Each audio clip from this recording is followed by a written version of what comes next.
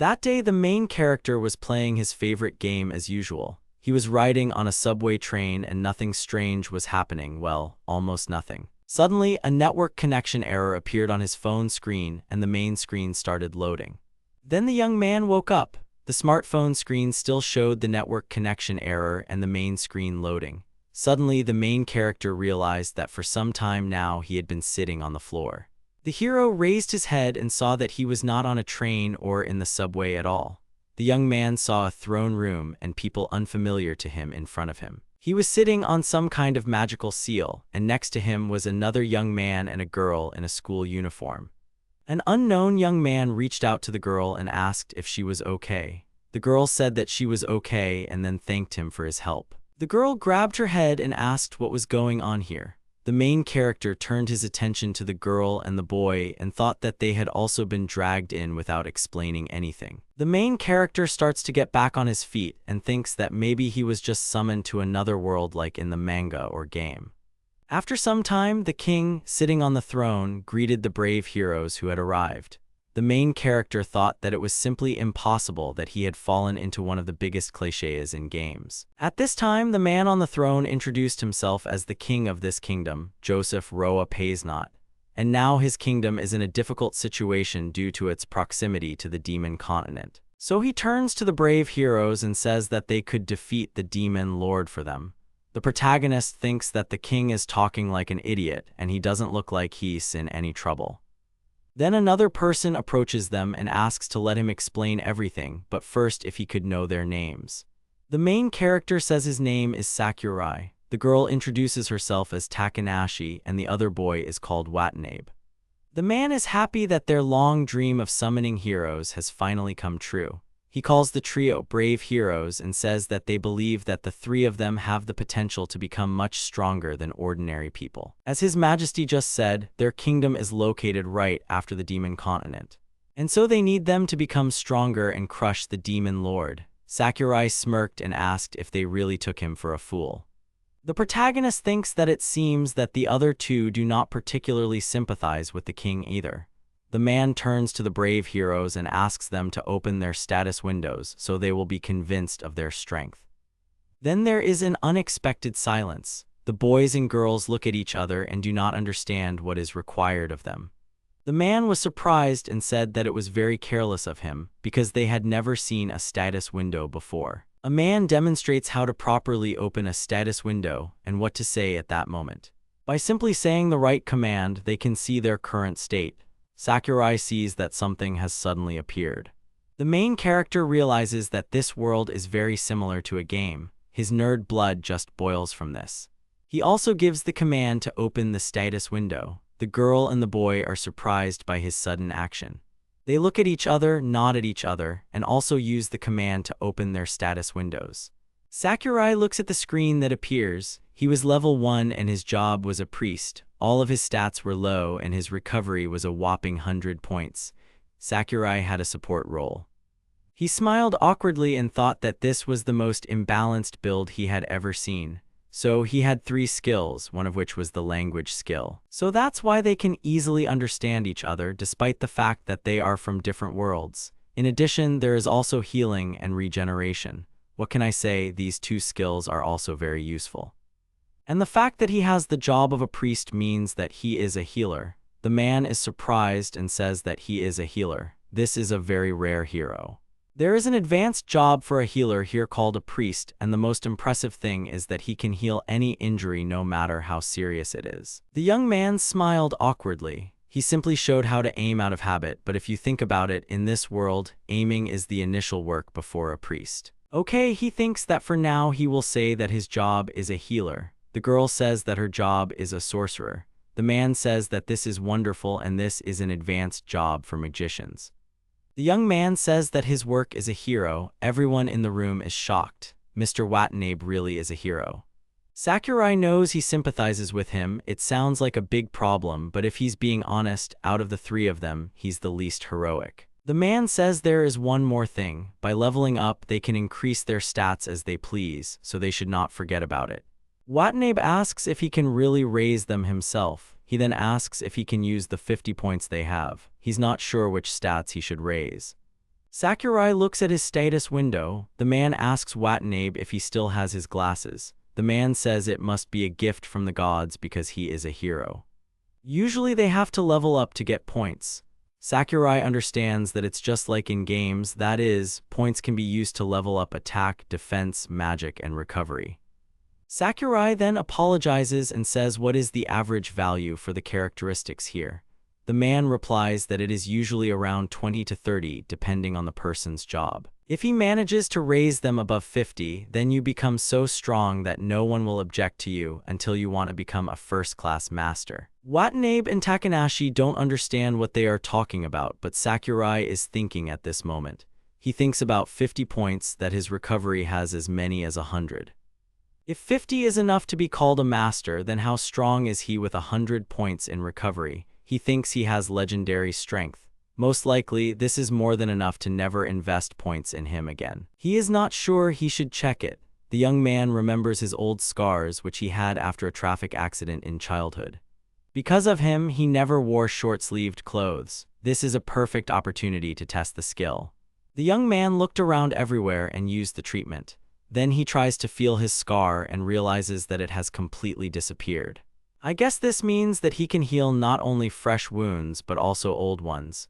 Then he thinks that he doesn't need to invest any more points in recovery. In that case, how should he distribute his points? Usually the first thing required of a healer is not to die, the second is to have a good position, and the last is to heal well. Usually people think to increase defense first so as not to die so easily. He means that there is nothing wrong with the healer who first aggroes monsters, dying faster than his allies. However, this will be quite boring. Sure, defense is important, but he will still take damage from enemy attacks, and in the end, he will not have enough mana to heal both his allies and himself. So what is the right decision? The young man looks at his status window and starts putting in points.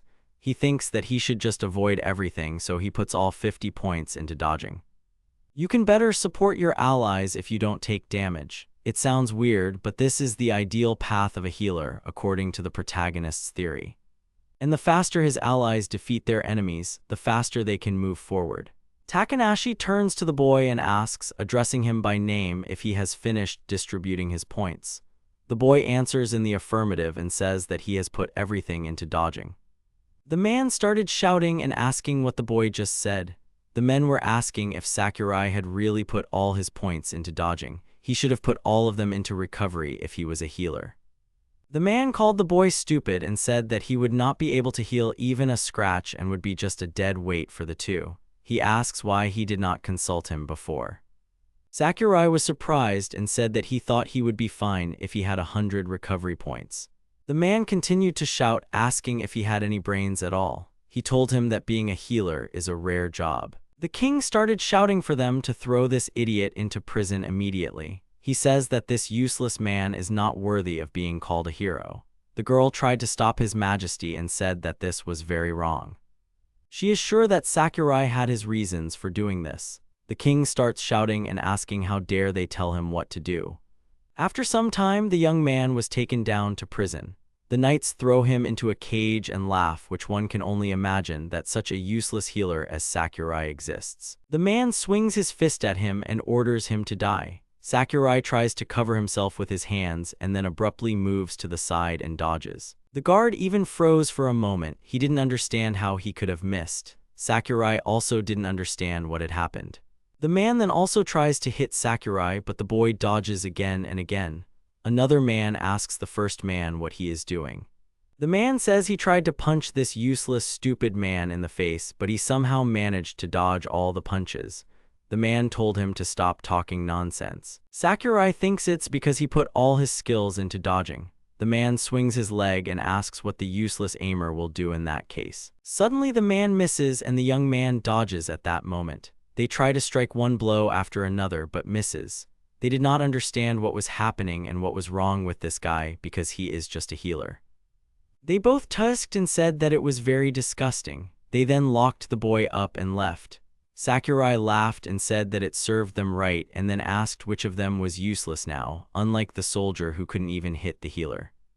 Now he's trying to figure out what to do with it. First of all, they called him useless without even checking it. That wouldn't have happened if they'd checked his status window. Although the king was very aggressive, he thinks it is better to keep all this a secret for now. Now he needs to figure out how to escape from here.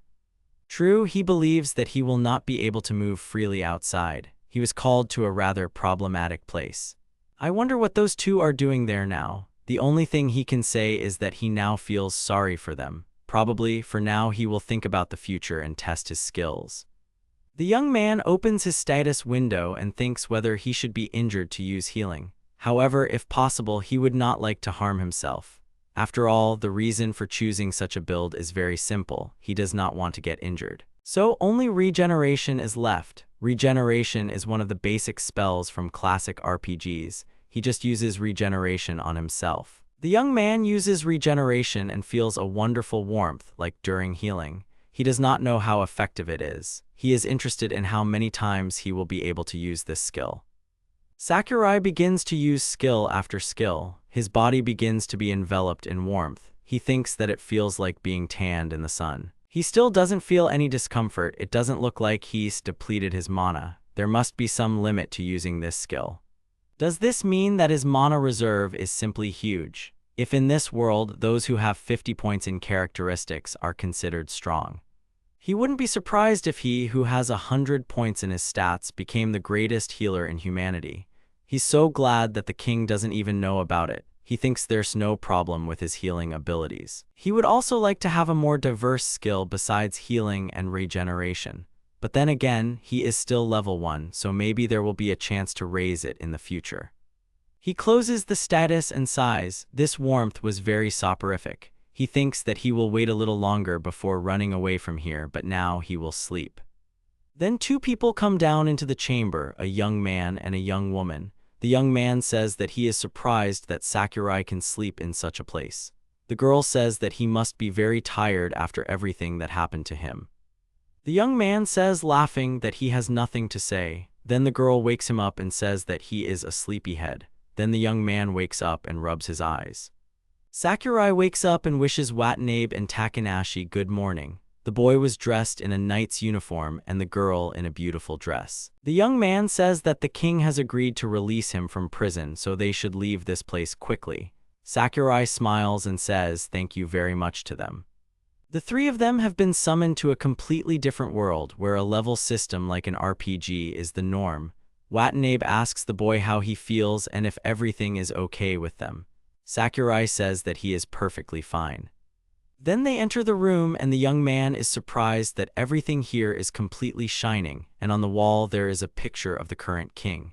Watanabe apologizes and says that it is a little annoying. Sakurai says that he, frankly, doubts the sanity of the designer. Watanabe suggests sitting down and discussing what they know at the moment. The young man says that if Sakurai is hungry, he can eat all this fruit. They were summoned to this world to defeat the evil demon lord, or so the people of this world said. According to the king, it looks like they will send them home after they defeat the demon lord. Moreover, they will be returned to the exact time and place where they were originally, as if nothing had happened. Sakurai says that it sounds very vague. The girl answers positively and says that they dared to live in luxury. When they trust a bunch of complete strangers with such an important mission, Watanabe says that even if they defeat the demon lords in the future, there's a chance they won't want to send them home. Sakurai says he was worried the boys would believe the king's strange story. The boys and girls shake hands. Watanabe says he thinks he is not so easily influenced. Sakurai says that it seems that they are his true allies. Watanabe says that from now on the boy can just call him Ren, and the girl says that she would be happy if her name were Ruri. Sakurai suggests calling him Hiroki. Sakurai thinks that these are his comrades. He had them in the games, of course, but this is the first time he meets them in real life and he hopes that they will get along well. In any case, even if they can't trust the people here, he still thinks it will be better for them if they maintain good relations with this kingdom. Ren says that he means that if they have a way to summon someone to this world, they should also have a way to send them back. The girl says that if asked, she is more interested in other races. Sakurai asks again and clarifies about other races. The girl replies that she heard that the inhabitants of this world can be more or less divided into 3 races. They are currently in the kingdom of Pisnot, which is located on the human continent of Loquat. In addition, there is also the continent of Apricot, where the demons and beastmen live, who live on the continent of Tangerine. However, there is a chance that they can find clues on other continents, especially on the continent of Apricot, where demons live who are very good at magic. What path should they take now? Sakurai asked them if they had been explained how skills worked. The boy and girl gave positive answers. Ren replied that it seemed like there were 3 types of skills in this world. The first is passive skills. Such skills are active all the time, for example, their knowledge of the language. The next type is combat skills. They are activated by wearing special equipment, armor or weapons, such as creating flames when you swing your sword. Their strength depends on your defense and attack level. The skills he has are of this type. And the last kind is magic skills. With these skills, they can use the mana inside them and turn it into magic. Simply put, Ruri and Sakurai's magic is an example of such skills. The strength of such skills depends on the level of their magic and recovery. Sakurai understands and says that this means he won't be able to become a jack of all trades so easily. It was now clear that they had to find out some information from the humans as well. But still, he couldn't shake the feeling that there must be clues in the other kingdoms, but how should he tell them about it? Ren says that they both plan to stay in this kingdom, so they want Hiroki, but before he can finish speaking, he asks the boy to forget about it. Sakurai says that this is what they should do. Sakurai says that he thought about it too, and he wants to say that there is no reason for all of them to stay here, so he wants to go outside to look for any clues. Ren asks if he'll definitely be okay. Sakurai says that there's no problem, since he's a healer with perfect evasion after all. Ren asks again about the healer with perfect evasion. Ruri says that now that he mentions it, that's really the reason he spent all his points on evasion. That's why he was thrown in jail. The girl says that they distributed their points as they usually do here, that is, knights and mages increase defense, a mage also increases magic, and a knight increases attack. Sakurai says that he imagined something like that. Ruri asks if the boy really knew such a thing, but then she asks why he spent all his points on dodging. The boy throws an apple and says that increasing evasion means you will be able to avoid any attacks. The apple falls straight but misses the boy's body. Ren and Ruri are surprised. Ren says that it makes him practically invincible. He says that it is really cleverly designed. Sakurai says that he is a good player after all. Ren and Ruri bow. Ren says that now he is absolutely sure that he is the perfect person for the mission. It will be full of dangers, but he completely relies on the boy. Sakurai says to just leave everything to him. To tell the truth, he is a little nervous about what will happen to him when he leaves this castle, but more than that, he can't wait to see the other world with his own eyes. Being a gamer to the core, of course it's troublesome, but he's still surprised that the king let him out of prison. Ren says that speaking of this, to be honest, he did not want to tell the young man about it, but he thinks that he must hide something from his comrades. He shows him the bracelet. He says that it is a contract bracelet. The king promised them freedom of movement as long as he wears it. Sakurai is seriously scared and says that Ren is really playing a joke on him. He says that the young man is not free at all now. He asks what kind of contract the king made him sign. Ruri wants to say something, but Ren interrupts her. He laughs and says it's nothing serious. He just can't leave the kingdom without the king's permission. Sakurai gets angry and says it's just a curse. This king dares to treat the summoned hero as a pet, but the worst part is, it wouldn't have happened if he hadn't made such a rash decision. The young man says that he has no intention of apologizing or anything like that. He asks to just wait for him. He will definitely find a way to remove this damn bracelet. Ruri says that he is right. He should not forget about her. She will look for a way inside the kingdom. Ren thanks the people and says that he is really glad that the two of them were summoned with him. They then want to discuss how they will communicate with each other. Sakurai says that if they use their names when contacting each other, he means that the king only knows their last names and that's it. Ren says that Sakurai is right because they didn't say their full names. Ren says that in that case the messages with their names must be traps. The girl says that Hiroki's things are located here. Besides, he should take their things too. He can sell them when he needs money. Ren says that he is going on a very dangerous adventure and this is the last thing they can do for him. He asks to take his pen and notebook. The girl says that she gives him her mirror and handkerchief. Sakurai accepts the gifts and thanks them. He says that he will definitely bring good news. Ren tells Sakurai to take care of himself. After some time, the burden leaves the royal palace. He looks around and says that it looks just like the Middle Ages on Earth. It feels like he is literally in a classic RPG. It's already getting dark. Should he look for a hotel? But first he needs to get some money and, of course, information. He thinks he needs to find a store and sell things. He sees a lot of adventurers on the streets. He thinks about what he has to sell. He wouldn't want to sell the things Ren and Ruri gave him. Moreover, the battery on his phone will last as long as the power bank. He also remembers that he had 3 small chocolate bars, but there are only 3, so he doesn't think anyone will want to buy them. Does he notice a vegetable stall and thinks that maybe he can use them like that, but he needs to know more about it. He wonders if there are guilds in this world, like in RPGs, something like a tavern or something like that. He turns around and tries to understand why the people around him are looking at him like that.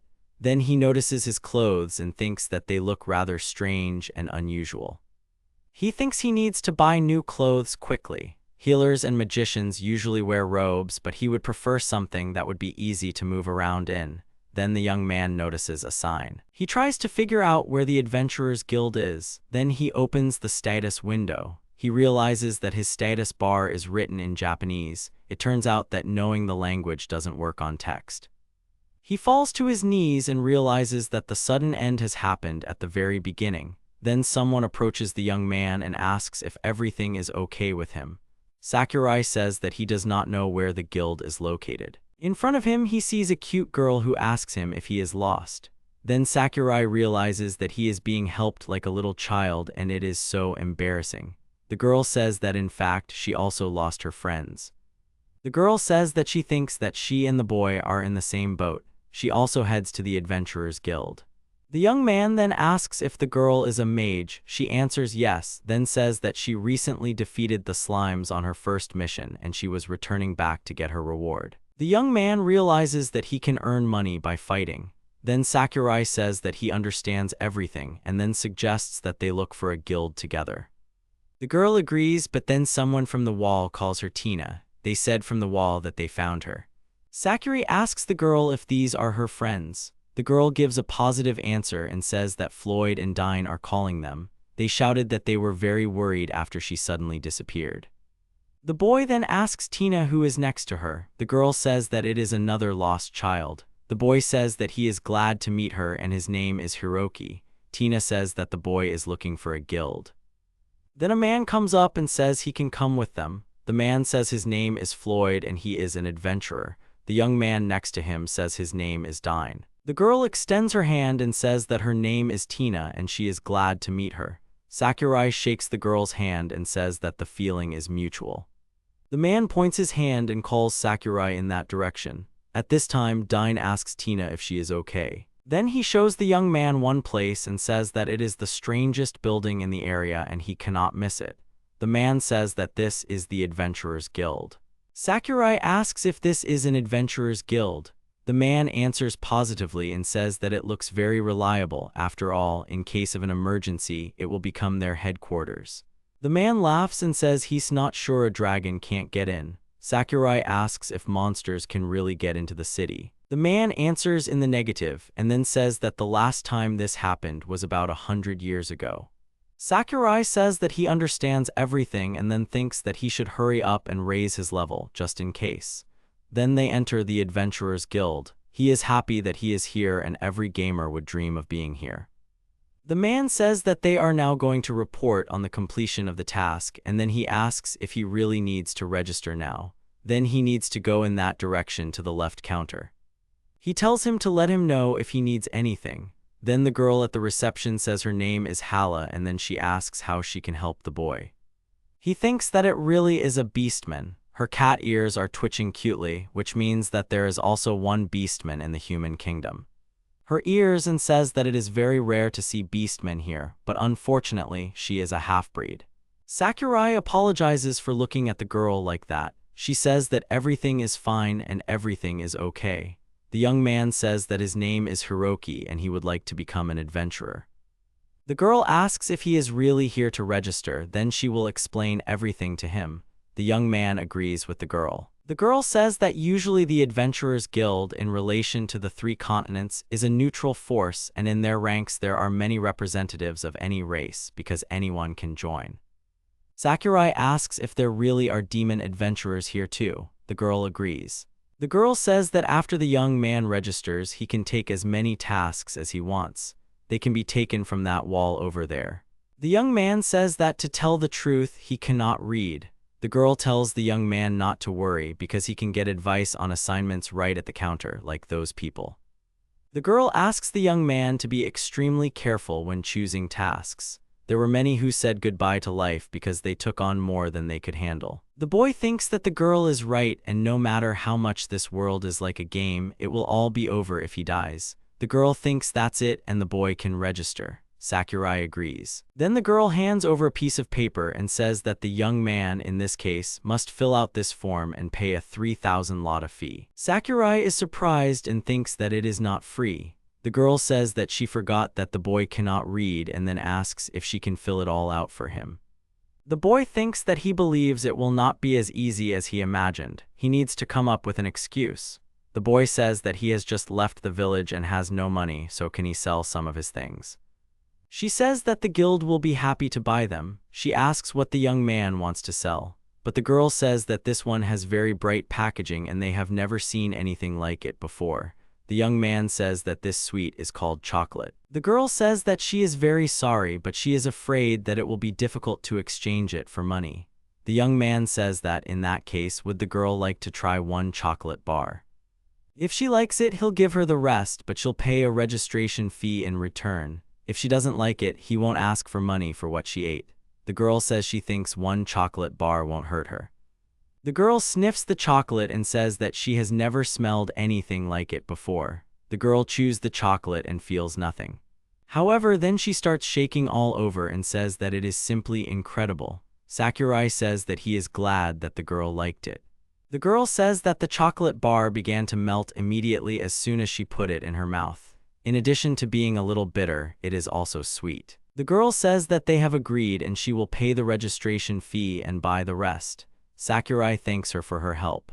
The girl then asks if she can find out the boy's profession and his fighting style. The boy says that he is a healer and he put most of his points into recovery and evasion. The girl fills out the papers that the boy is a healer and then his characteristics, but the pen trembles when she hears about evasion. The girl asks if the boy is serious about evasion. Sakurai asks the girl not to worry about recovery as well. The girl says that according to the boy, he is a healer who has invested very valuable points into evasion. The girl apologizes for being rude and asks if he has a group. The young man says that he is free. That is, one of the reasons why he came here was that he wanted to find allies. The girl says that then she is afraid that there is no one here who will want to take him into the group. The young man is surprised by this. The girl says, you see, healers who don't invest points in recovery are usually not very good as healers, and everyone knows it. Roughly speaking, no one needs them. The man says a healer with evasion is the best build he could come up with. The girl says he should probably leave while he can. The boy says he'll be registering. Then he clarifies and says whether he can find out from these people whether he can join them. The girl gives a positive answer. The boy says he will talk to everyone. The girl wishes him luck. The boy says that if possible he would like to go around the world, then he should join a really strong group.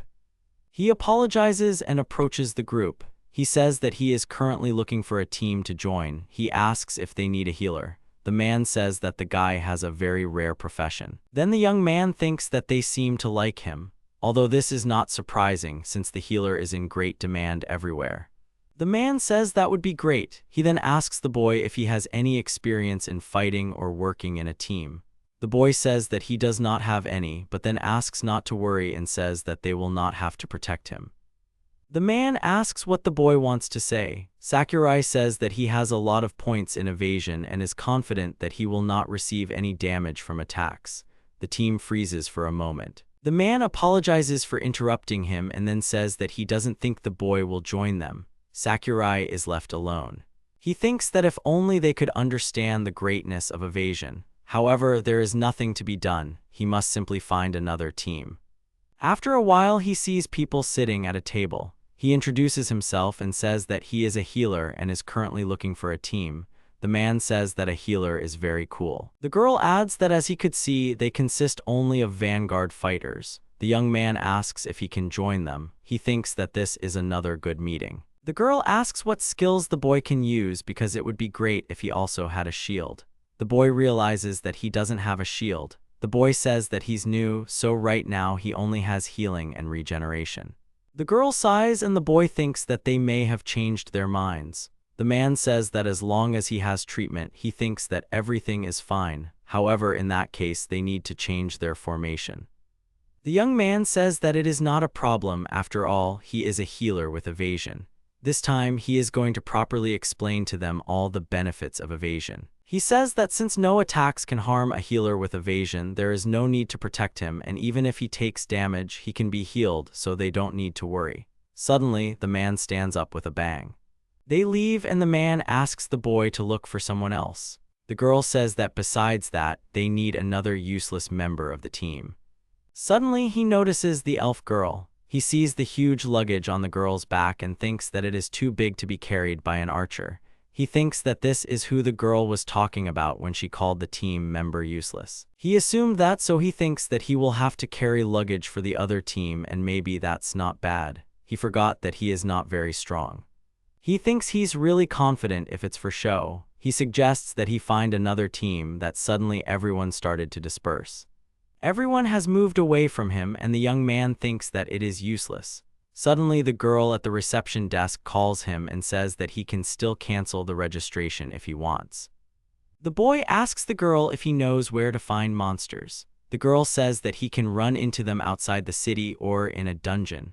The boy understands her words and says if the girl could tell him where the nearest dungeon is. He then asks her to pick a task for him that doesn't involve killing monsters, if possible. The girl says that there are several tasks she can give, but she wonders if he's really going to go alone. It's too dangerous, that is, there are very strong monsters there which are called bosses. The young man tells the girl not to worry because he will just look there and that's it. He says that he will be fine. The girl thinks there is one task that will be safe enough for a newbie. The dungeon is called the Stone Dungeon and it is located near the city. His task will be to bring some herbs from there. The guild will buy all the herbs she brings and there is no time limit on this quest. The young man agrees to take it. The girl says that in any case, although it is possible to complete the task without fighting, the young man will still be subject to attacks by monsters. The boy runs away and says that he thinks he will be perfectly fine, so he ran. The girl tells the boy to be careful. Sakurai says that he didn't even know that the sun had almost set. Normally he would still call it day, but now he is in dire need of money. Now he will go to the dungeon and collect herbs there, then sell them and rent a room with the money from the sale. Besides, he got some sleep in prison, so he thinks a night without sleep won't be a problem. Then he sees a stone dungeon. It looks like there's no one there. He thinks he'll just go in first. He goes inside the dungeon and says that he now understands. It is difficult to find other words to properly describe it other than a dungeon. He also notices that there is good lighting inside, but he does not see any monsters and perhaps he will meet them if he goes further. There were many who lost their lives because they took more than they could handle. Since he doesn't think he can be resurrected, he should probably make a map of this place. The notebook he got from Ren comes in handy. He turns the corner and notices a small monster there. This monster is a slug. Suddenly it starts attacking the boy but misses as he dodges the attack. The boy thinks this is really cool because a healer with evasion is too easy. The slimes should be pretty small fish, so he can defeat one. He thinks he'll just try to attack it. Then the boy swings his leg and kicks the monster to the side. However, the slime takes no damage. He forgot that he only has 1 point in attack. He bets he could easily defeat this monster if he dealt even a little damage. He should think more about his stats. He thinks he should give up on killing the slime now. He wonders if the slime will follow him as he walks around the dungeon. Suddenly he notices 2 slugs and thinks that everything will be fine if he leaves them alone. He doubts that they will bother him while he is collecting herbs. He needs money for a room and also for clothes, so he needs a lot of money before he can start his adventures. He might have to carry tons of this weed or he thinks he won't have enough. For a long time the slugs continue to attack. His body itself avoids all attacks. He has already forgotten that they are attacking him. Then the young man sees a ladder, but for some reason the slugs do not go down after him. The boy asks if they really can't leave their floor. If the monster's movement is limited to their floor, it will be easier than he thought. Well, then he goes as deep as his dodge skill will allow. Then he is on the second floor, where he is attacked by unknown creatures that look like mice. On the third floor, he was attacked by wolf-like monsters. On the eighth floor, they began to attack in mixed groups. Then the young man finds the herb the girl had spoken of. She showed him a book of herbs and said that there were two kinds of herbs growing in the dungeon. The first kind was called painkiller herb, and the second, more valuable medicinal herb, just as the girl had said. Now was a great time to gather some herbs. He collects plants and says that it looks like another kind of plant is growing somewhere else. He decides to go further. Arriving at the 10th floor, he notices that the floor looks more majestic. Perhaps he will be able to collect more grass here. As soon as he said it, he found a medicinal herb and a whole bunch of it. He considers himself lucky. Suddenly he hears a loud sound. The young man wonders, what was that? He asks himself what he should do and whether he should run away or trust in evasion and go and see. Then he understands that he should not run away, but still he should be more careful. Yes, he will convince only when he receives the first damage, but until then he will go forward.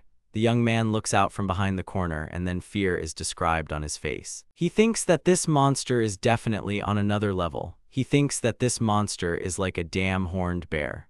He decides to take a risk and go straight to the bear. He starts to attack the boy. He thinks he knew he would encounter something like this the moment he chose dodge as his weapon.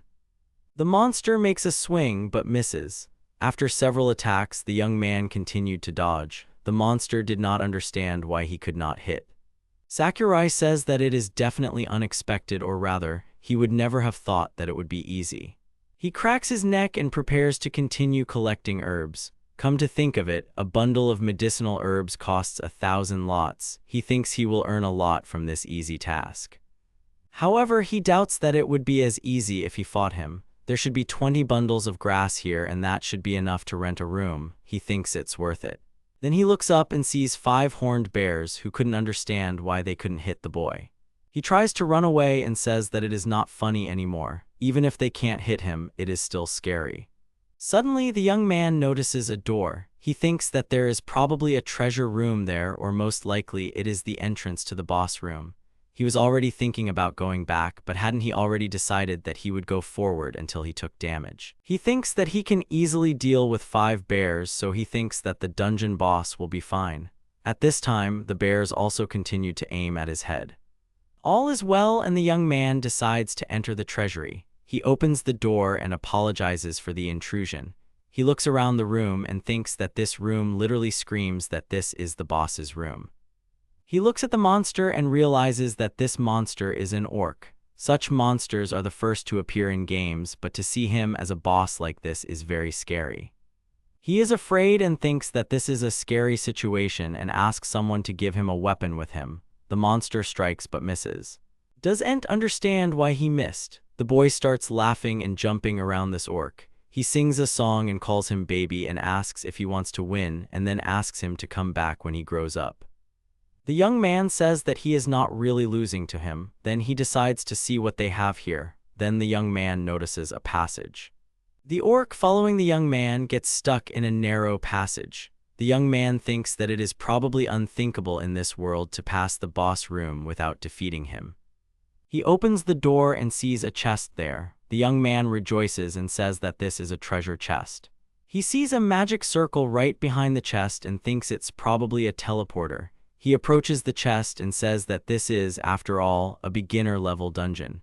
He opens the chest and waits for the treasure. The young man sees a book inside. He thinks that it may be a magical grimoire, or maybe there is a record of a great adventurer inside. He opens it and realizes that the book is empty. He decides to check again and realizes that it is indeed empty. He starts to get angry and asks if they are joking. He thinks it is rubbish and asks for his expectations to be returned. Then the young man thinks to get himself together, because this is a different world and maybe this book needs to be read in some special way. That is, in games sometimes certain things are required in order to read a book, for example, to be the first to earn 4 medals. Anyway, now he'll just remove it. Well, now what should he do with the magic circle? He thinks it's a teleporter, and should he go in or out? A sign pops up asking whether he agrees to enter the magic circle or not. The young man thinks that if he doesn't try, he won't know. He stands on the magic circle and begins to teleport somewhere. He noticed that he had moved right to the entrance to the dungeon, and it was already morning. It was simply unbelievable. His hands are shaking a little. He says that now he must return to the guild and show what he has obtained. Suddenly, someone from the side told Lucia to move. He looks around and says that there are many people here, from newbies to veterans. At this time, the elf that the young man met earlier jumps out. The young man thinks that this is a little more difficult than playing games all night, but the experiment was a great success. After some time, the young man comes to the Adventurers Guild. He is met by the administrator girl. She says that she is very glad that he gave up the crazy idea of going alone. The young man says that he did not refuse. The girl says that then, probably on the way, he found a team and joined. The young man says that it is not quite so and he is here to exchange it. He puts the grass he collected on the table. Suddenly, the girl administrator shouts and says that the young man has collected a lot of grass. Sakurai replies that this is indeed so. The girl asks if this is a medicinal herb since it is incredibly difficult to obtain. Besides, it is of such perfect quality as if the young man had not even fought. He says that this is because he really had not fought. The girl says that it seems that Sakurai found a really strong group. He says that he was alone and he got this herb using his evasion. He understands, looking at the girl, that she did not understand anything at all and his methods are really strange. After some time, after counting, the girl says that the young man has collected 20 bundles of medicinal herbs and 10 bundles of painkiller herbs.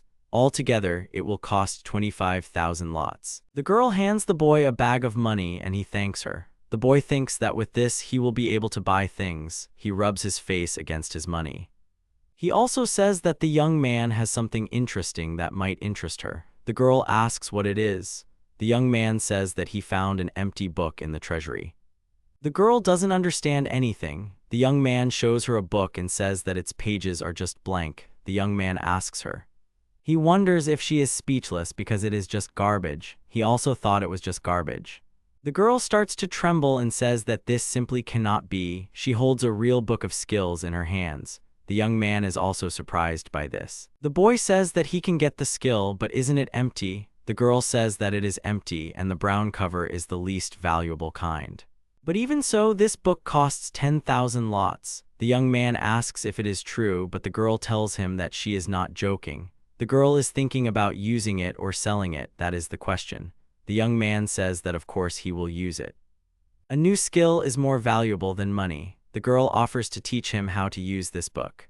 First, he must place his hand on the cover. The boy agrees. Then she says that the boy must use any skill he has. The book will absorb his mana and he will gain a new skill. Then the young man uses healing and the aura from the book covers his entire body. Finally, the young man gets a new skill, a shield. He realizes that he heard a voice in his head. He remembers the girl who said that if the boy had a shield, he would be able to relax. If he were in a group, this skill would be very useful, but he doesn't have a group. The girl asks if he got the skill. The boy says that he got a new skill. The girl congratulates him and the boy thanks her for it.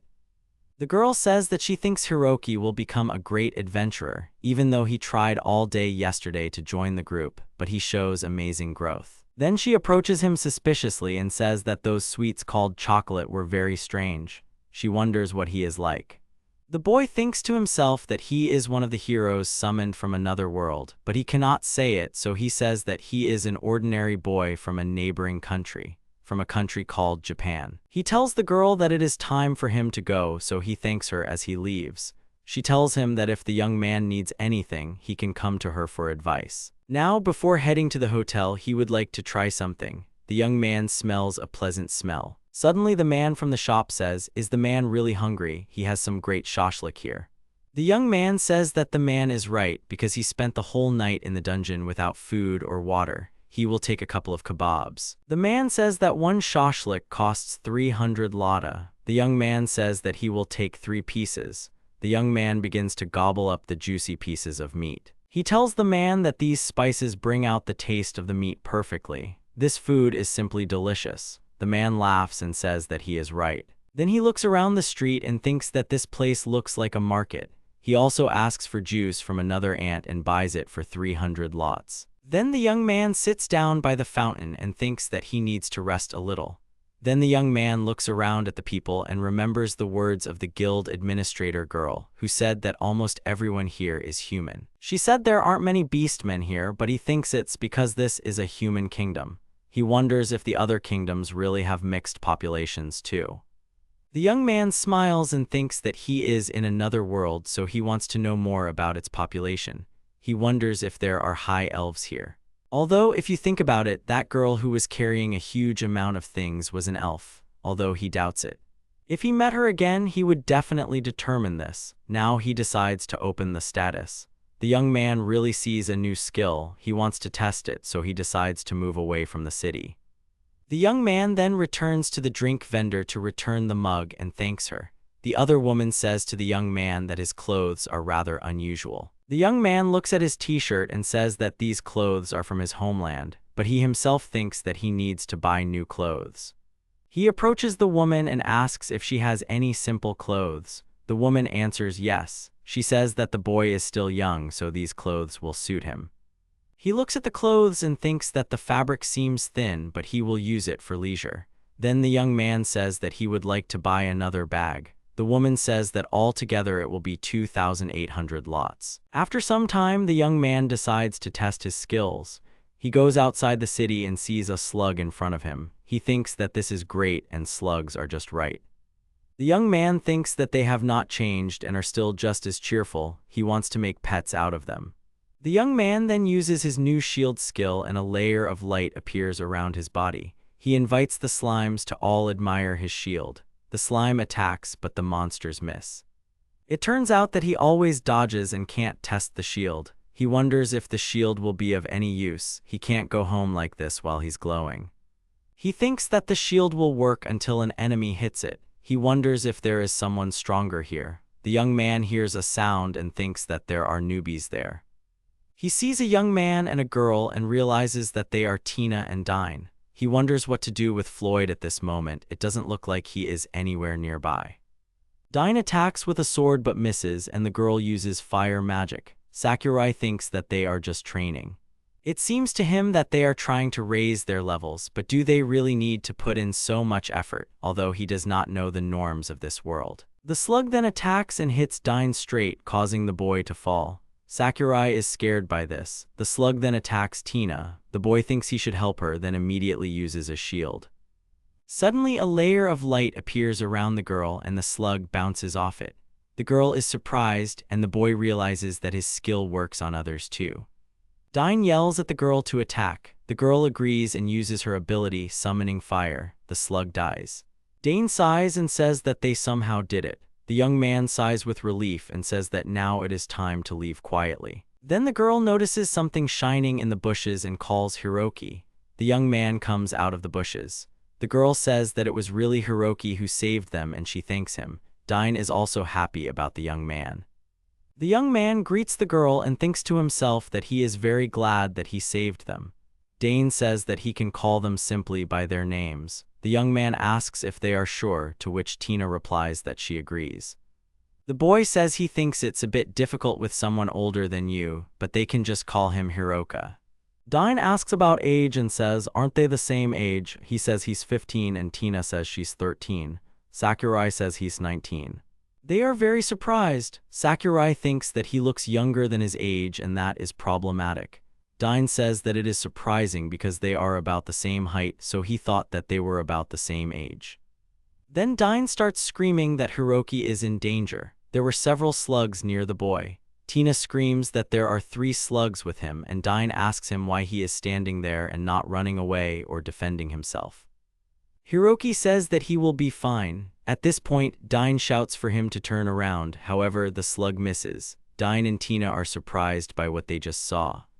They wonder if the slug actually missed. Sakurai says that it actually dodged. Dine says that its body is definitely swaying, but is it really dodging? The boy says that it is.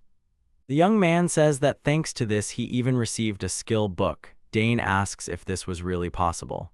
The young man is embarrassed and asks if they could help him kill them. He lacks strength and this irritates him a little. Dane comes to his senses and agrees.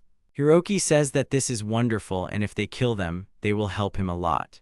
After some time, Dine and Tina help Hiroki deal with the slimes. As he thought being in a group is great, he wants to quickly form his own group.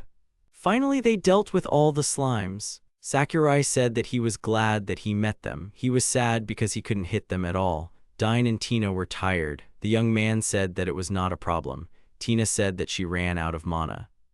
The young man asked the girl how she was and said that he would heal her now. Tina said that she was fine and did not receive a scratch and all thanks to his shield. She was just a little tired because she spent all her mana. The young man thought that if you use many skills or spells you will get tired. Then he suggests that they rest a little. Sakurai says that using the shield is a bit of a hassle because as soon as he activates it, it starts glowing. Tina replies that maybe he used it in a hurry and forgot to set it up. The boy asks about the setting and Tina replies that in her case, she can control the power of her spells by the amount of mana spent on using them. The boy asks what about his shield. The girl says that usually the shield protects from 5 blows, but by reducing the number of blows, the strength of the shield can be increased. The young man understands and thinks that he should try. He should imagine a shield protecting him and Tina. A shield for 5 hits but not shining. He uses the shield and suddenly the glow disappears. He realizes that the glow has really disappeared. The girl asks if everything is okay if he protects her with the shield too. The young man asks what is wrong. The girl says that the shield's power will simply be distributed between the two of them. Sakurai says that in that case there is no problem. Dane says that the boy is very strange. Sakurai asks why and Dine replies that he is much stronger than them but nevertheless he does not know basic things. The boy yawns and confirms Dane's words. The boy says that it is the widest yawn he has ever seen. The boy says that he has not slept at all since yesterday. Sakurai says that after that he thought about going to look for an inn. Dine says that he advises him to stay at the Shooting Star Inn. It has clean rooms and, more importantly, excellent food. He says they race staying there too. Floyd's probably still asleep from his drinking. He's the poster child for a hopeless adult. Sakurai then says that this is great and then asks why they continue to sit here. He suggests that they go to the hotel. The young man tells Tina to climb on his back and he will carry her. The girl starts to get embarrassed and says that she is completely fine and they wanted to hunt a little more. The young man says that the girl ran out of magic. Tina says that while they were resting, she recovered a little. The young man says that in that case he will go first. He suggests that they meet at the hotel. Tina says that they will see each other. After a while, Dine says that Hiroki is simply incredible. The girl says that he is. She has never seen anyone fight like that. Sometime later, near the Falling Star Inn, Tina and Dine return in the evening, and the next morning, Floyd takes them on an adventure. At this time, the young man wakes up. He goes downstairs and says good morning to everyone. The woman who was clearing away the dishes said that she was sure that the young man slept like a log. Sakurai says he is sure he fell asleep in the morning, but then why is it still noon? The woman says that in fact he slept all day. The young man says that he should have guessed and it is not surprising that his body is full of strength. The woman says that the young man must have been very tired yesterday. The woman brings the boy his free breakfast. Sakurai says he looks delicious. He starts eating his breakfast and says it's absolutely delicious and he's never eaten anything like it. The woman asks if he's really Floyd's friend. The young man agrees and says that they are very kind to him. The woman says that this is not surprising because Floyd is quite annoying. The young man asks if Floyd's group really stayed at this hotel. The woman says that they are private guests at the hotel, but unfortunately they have recently left. She has heard that the young man is a newcomer. She gives him another dish and says that it is on the house. The woman tells the young man not to be shy and if he is unsure of anything, he can turn to her. She will do everything possible to help. The young man thanks her. In this case, the young man asks if there is a store nearby that sells equipment. The girl says that she knows one excellent store very well. She asks to give her a minute to draw him a map. The young man eats the dessert and says that it is simply wonderful and that he will be shown a great store. Then he comes to the store and says that the building looks very good and has proven itself to be excellent.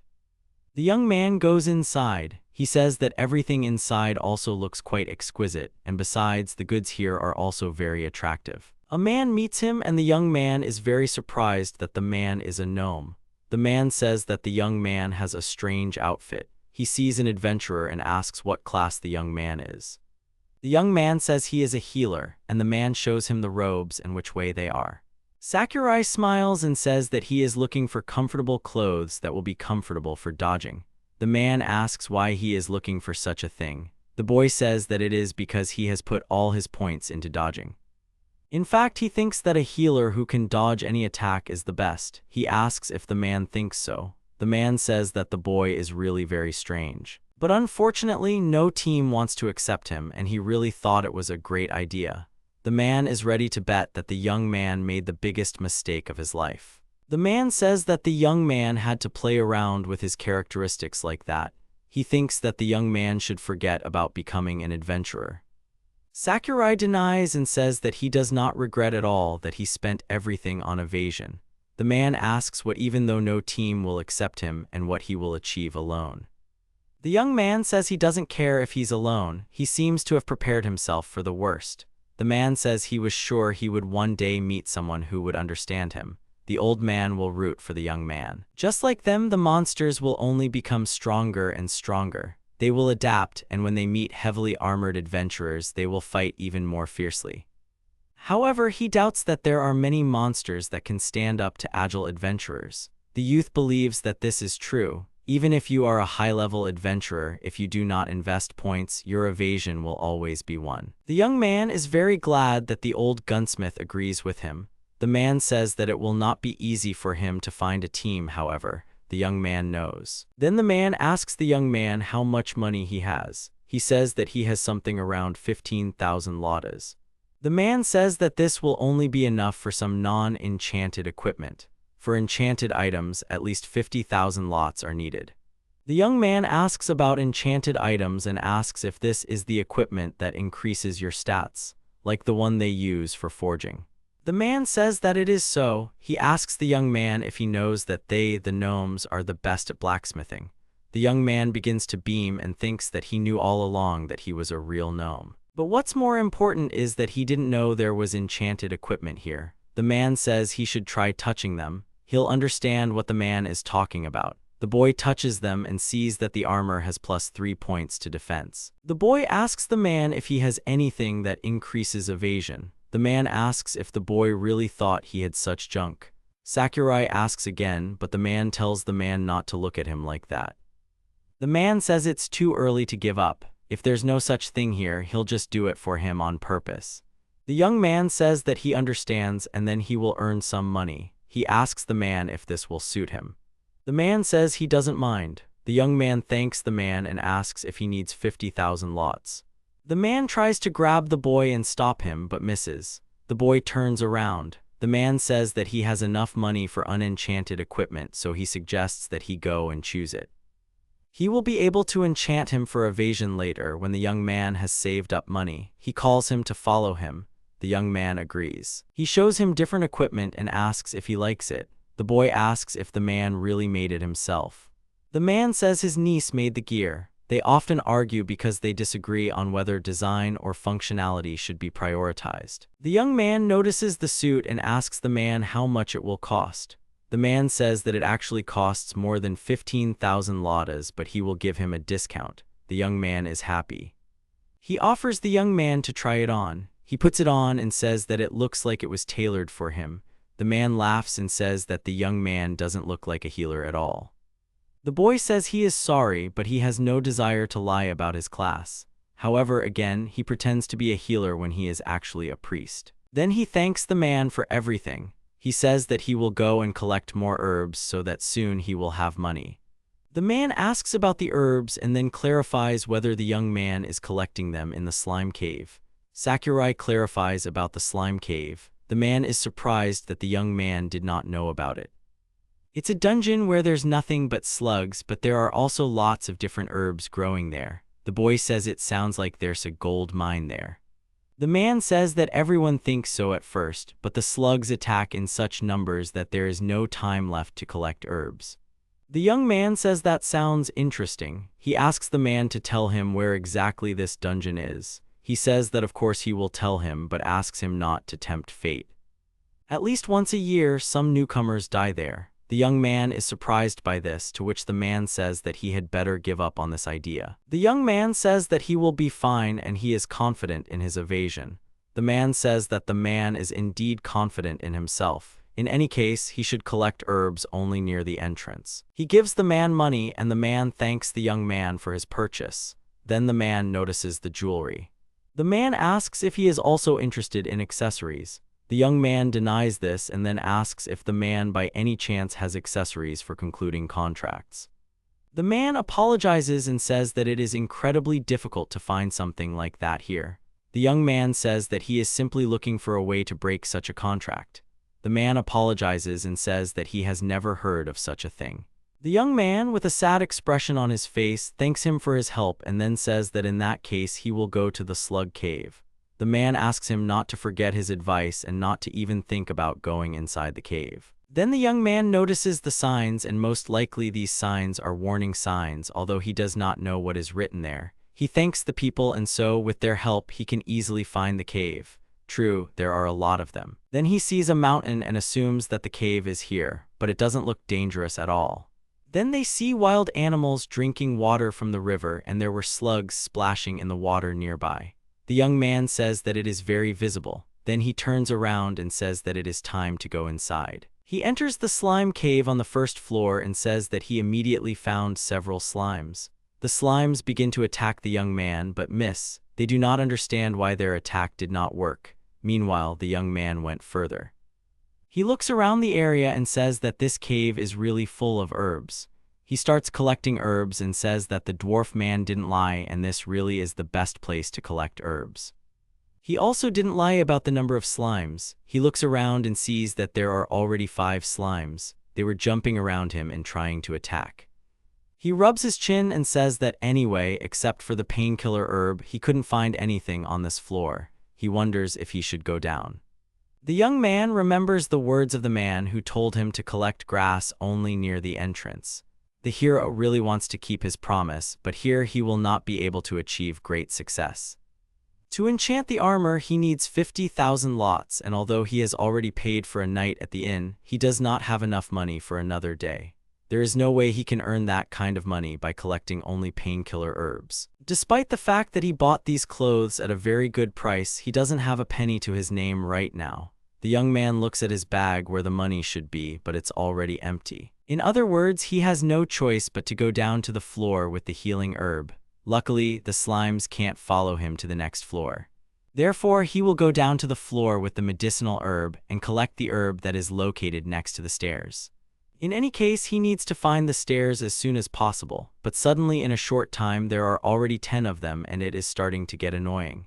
Ahead, the young man notices another large group of slimes. He realizes that there are many more of them than he expected. Including those already near him, there will be about 20 of them. He won't be surprised if with that many slimes he can't dodge. However, he has no choice but to go further because now the most important thing for him is to earn money. Finally, he found the stairs. He thinks that finding her was not so difficult. Suddenly, the young man stopped and thought that he still does not know the limits of his evasion.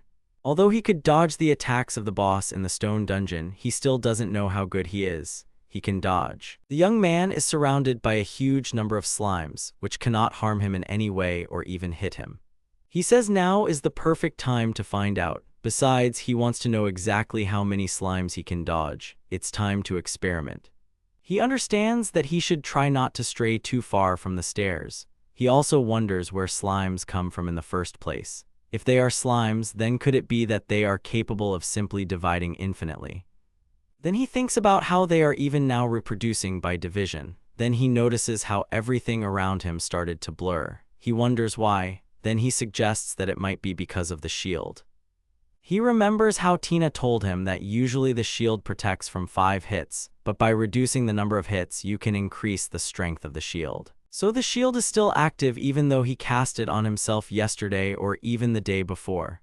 But what's more important is that his shield has activated, which means he can't dodge anymore, and that's the limit. There are about 30 slimes here, and it looks like it won't be that easy to dodge them all. Besides, he doesn't want to end up like those adventurers the dwarf told him about. Now it's time to finish the experiment. He doesn't have time to finish speaking before he decides to turn around and sees a huge number of slimes. The young man is very scared. There was an unrealistically large number of slimes behind him. They began to attack the young man, and it turned out that his dodge did not work. The young man began to feel pain. The slime's attacks are stronger than he imagined. The boy uses healing and a shield and then runs straight to the stairs. He has to get out of here. He turns around and can't understand how many slimes have gathered here. Although they are very cute, he is absolutely sure that the sound of slimes will give him nightmares. He runs up to the stairs and jumps down onto the steps. Slimes can't get down onto steps. The young man sits down on the steps and tries to catch his breath. He was very scared. He thinks that now he knows what the limit of his dodge is. Still, he shouldn't have underestimated the slimes. But instead, he accidentally created a whole cave full of slimes. The young man then goes to the second floor of the cave and says that it is quite strange that since he went down to this floor, he has not seen a single slime and there is only medicinal grass here. He then hears a sound typical of slimes and says that he finally came across them, but then he notices a slime that has a rather strange appearance. He realizes that the slime looks different somehow. He tries to figure out if it's ears or arms. Suddenly, the slime jumps up. The young man realizes that it's wings. He realizes that this slime is very cute. Then the boy sees that the slime is very tense and he realizes that the monster is using a skill. The young man is surprised by this, and then something hits him from above. The young man tries to jump back, but he realizes that he cannot move. He gets scared and thinks that he is now paralyzed. The young man falls in the position in which he fell and decides to use the healing skill, but it turns out that the skill does not remove the paralysis effect. It looks like a different spell is needed to remove debuffs. When he comes to town, I'll definitely need to buy something for that. The boy tries to understand what such a strong slime is doing on the second floor. Then suddenly, the slime starts to attack. He tries to keep his calm because his shield is still activated. Suddenly, the slime attacks. Suddenly, the slime misses and the boy tries to understand what happened.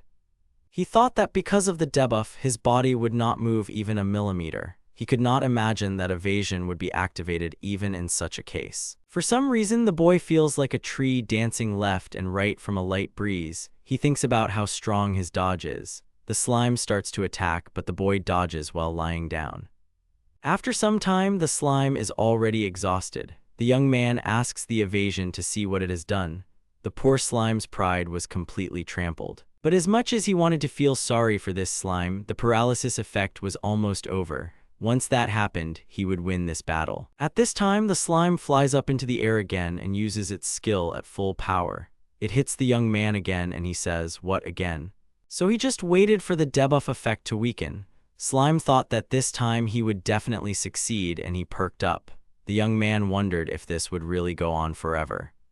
Then the only thing that awaits the young man is death by starvation. He screams that he will not allow this to happen, but even so, he has no way to attack the slime, so what should he do? Then the boy sees someone in the distance. People say that they need to stop because it is too dangerous here. Another person says everything is fine. The main character understands that there is someone here. He is very happy and then screams, calling for someone to help him. These people turned out to be Floyd, Dine, and Tina. The girl is the first to notice Hiroki and calls him. Floyd asked if it was really Hiroki. The young man called Tina, Dane, and Floyd and even started crying. He says that it turns out that he and Floyd were able to get here. He says that God will bless Floyd. The man asks what the young man is doing here alone because it is very dangerous here. Floyd began asking the recumbent Sakurai if he was okay. The young man replied that he was hardly okay. The boy then yelled at Floyd to be careful because this slime could fly. The man realized that this slime was the one that defeated Hiroki. He just felt like this slime was a little too much for him. Floyd tells Hiroki not to worry, they will take care of him now. He tells Dine to check the surroundings and Tina to use fire. The boy and girl accepted the commands. Suddenly, a slug starts attacking Sakurai. Floyd yells at him to be careful, but the boy deftly dodges it. Floyd froze for a second and didn't understand how he was able to dodge. Dine said that the boy actually saw it for the first time. Tina said that Hiroki was a real master of dodging, and Dine called the boy very strange. The man looked at the slug, who was struggling and crying because he couldn't hit the boy. The man said that they would tell him everything later. First he lunges and says they need to knock some slime out. He swings and attacks the slime. He jumps back and Tina attacks with a fire spell. The man hits the slime again and tells it not to even think about attacking Hiroki. The slug is thrown from side to side. It attacks Hiroki at the same time, but the boy continues to dodge. He thinks that despite the damage it received, the slug is still alive. The young man realizes that he seems to have underestimated it. The slug continues to try to attack people. At one point, it flies towards Floyd. The man is afraid to dodge, but the slug attacks him. Hiroki watches all this and uses his healing ability. A pleasant aura envelops Floyd's body. The man thanks the young man for his help and treatment. The man then attacks the slime. It flies away. The slime falls to the ground and does not get up again. Finally, the flying slime has been defeated. Dine and Tina are happy that they have succeeded. Floyd approaches the young man and helps him turn over. The protagonist thanks them for their help. Floyd is glad that the young man is okay. Floyd takes the boy on his shoulder and says that they are now returning. After some time, Tina gives Sakurai a potion for paralysis and asks how he feels. Suddenly, the boy jumps up because the potion is very bitter. Floyd offers to give him some water. The boy laughs and thanks the guys for their help. Dine says that since the boy jumps up so much, everything is fine with him. Anyway, he is incredibly happy to see them all because he already thought that he would die there. Tina says that Dane really wanted to go to the lower floors, although she was very scared, but she is still glad that they went here. Sakurai turns to Dine and thanks him. The boy replies that he did nothing in that battle, but Sakurai says that Dine was very useful. Sakurai says that this cave is a very dangerous place, so why did they come here? Dine asks if the boy knew that the lower levels of this cave are the perfect place to train in fighting multiple opponents. Sakurai remembers that the slimes just above are incredible. Floyd asks about it. Then they look at the top of the stairs and there are a huge number of slimes that can't get any further up the stairs. The boy apologizes to Floyd, Dana, and Tina and says that while he was running away, these guys continued to chase him, but they must have gotten here first. Dine is very surprised by this. Floyd asks why he didn't just kill them, and also he moved weirdly when he dodged the slimes. Dine says that Hiroki can dodge almost any attack, but he can't deal any damage. Floyd is surprised by all this. He asks the boy if he really came to such a dangerous place, despite the fact that he can't kill anyone. He starts laughing really hard at Sakurai.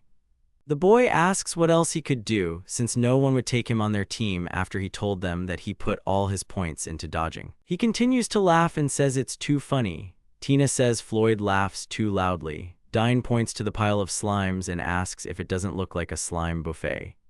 Floyd also looks at them and says that maybe as long as they stand on the stairs they can't attack them, but there are quite a few of them there. Dane says that in that case they won't be able to get out of here. He calls them names and suggests that they all do it together. Floyd takes out his sword and says that there is nothing to be done and suggests that they do it. Tina also tells them to wait and then suggests that they give the bracelet to Hiroka as well. The boy asks what bracelet they are talking about. Dine laughs and points out that the boy is talking like a complete newbie again. Tina explains that she is talking about the band bracelet. While they wear this bracelet, all points they earn will be distributed equally. He puts it on and says it's the same bracelet Tina has. Dine says she and Floyd have bracelets under their gloves too. The young man thinks that with this he can finally get some experience. Then Floyd puts the sword on his shoulder and suggests that they all start lighting up. Dine was also ready for the fight. The boy uses the shield even on Floyd and Dine. Dine thanks Sakurai. The boy replies that it's just a trifle.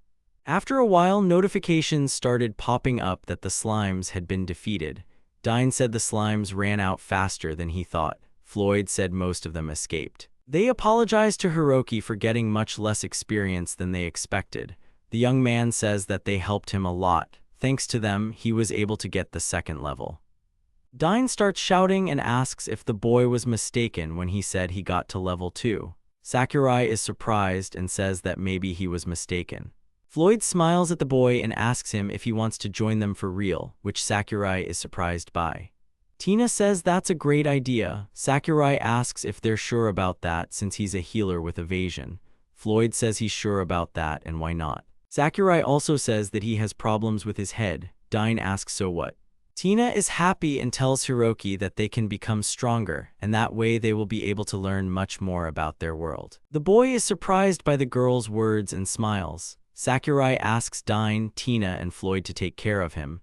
Everyone starts shouting enthusiastically. Floyd says it's time for a drink. He suggests the boys throw a welcoming party for Hiroki when they get back. Tina tells Floyd he's already too drunk. Dine says he's at it again. The protagonist thinks that he won't get bored with them. Then he rustles through his clothes and takes out a handkerchief and a notebook with a pen.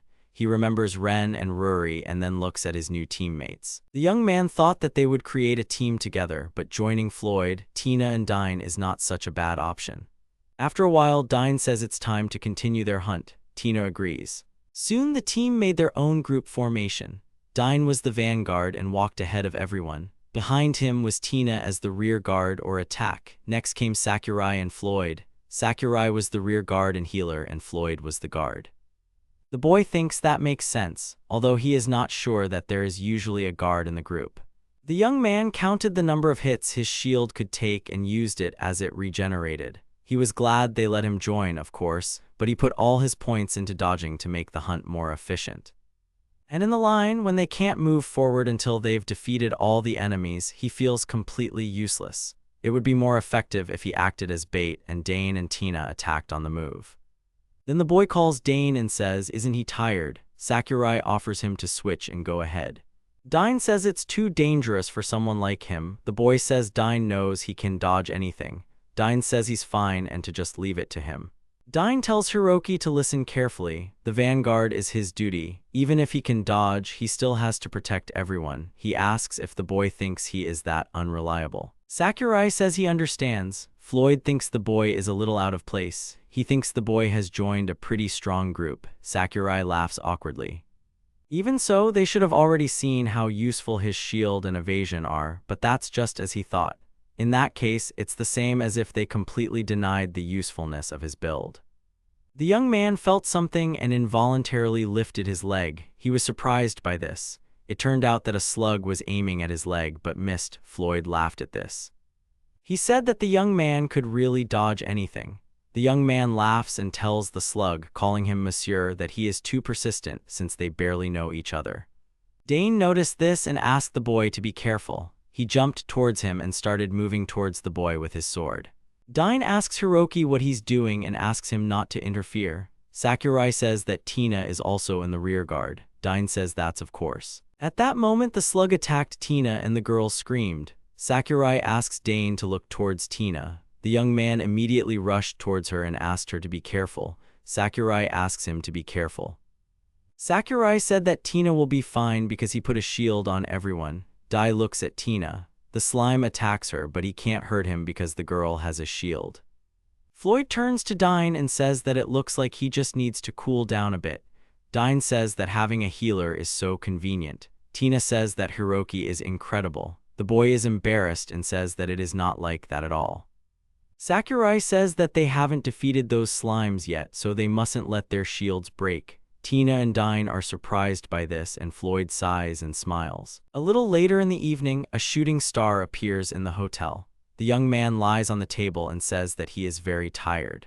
Dine was also lying on the table and apologizing to Hiroki that for some reason he couldn't fight at full strength. Sakurai thinks it's not surprising since even after that they continued to argue. Sakurai said apologetically that Dine should try harder next time. Dine shouted that he would do his best next time. Sakurai told the boy not to overexert himself. He was just a nice guy anyway. Floyd suggests that they forget about it and have a drink together. The young man thanks him. Floyd drinks to the new member of their group, Hiroki. They all clink glasses of alcoholic drinks. Floyd offers Sakurai to drink to the bottom. The young man says that he is not allowed to drink strong drinks yet. The woman working in the tavern asks if Floyd knows that their inn is good not only for strong drinks. Floyd is glad that she finally came. Dine says that the food is worth the money and that Madame is the best. Floyd starts laughing and Sakurai and Tina start eating.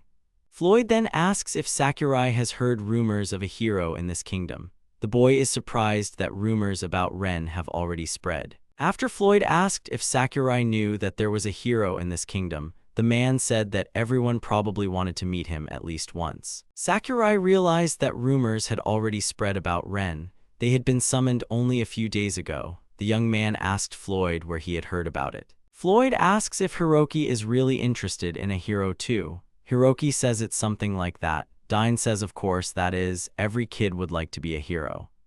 Although it's not something he can talk about, he was also summoned along with the hero. Dine says that he heard that the hero is currently trying to level up. Sakurai is surprised by this. He recently went to a very dangerous dungeon. There were many traps and monsters with various debuffs. Floyd says that what's more, he also heard that he was cursed. The boy is surprised by the word curse. Floyd says he hopes the hero took that terribly expensive cleansing potion with him. Then he falls asleep. Tina says she knew Floyd would fall asleep again. Dine turns to Hiroki and tells him to just ignore it. He's always drinking, even though he gets drunk so easily. Then they are going to continue their welcome party. Everyone agrees, and this time the glasses were full of juice. Sometime later that same night, the young man left the hotel. He went to a stone cave. Why did he go underground so late at night? The young man realized that everything was simple. He had no money left. The young man sighed and thought that while he was crawling around here collecting grass, Ren and Ruri were raising levels in dangerous dungeons. They should have gotten bonus points after being summoned and they should be fine, but he doesn't think they are the type of people who would risk their lives recklessly. The king must have forced them to do this. The young man realizes that he needs to become stronger, and to do this, he must level up. Then he remembers that just thinking about it will make him level 2 in the afternoon. Sakurai reveals his status. Then he notices his second level and the extra point he got for the level.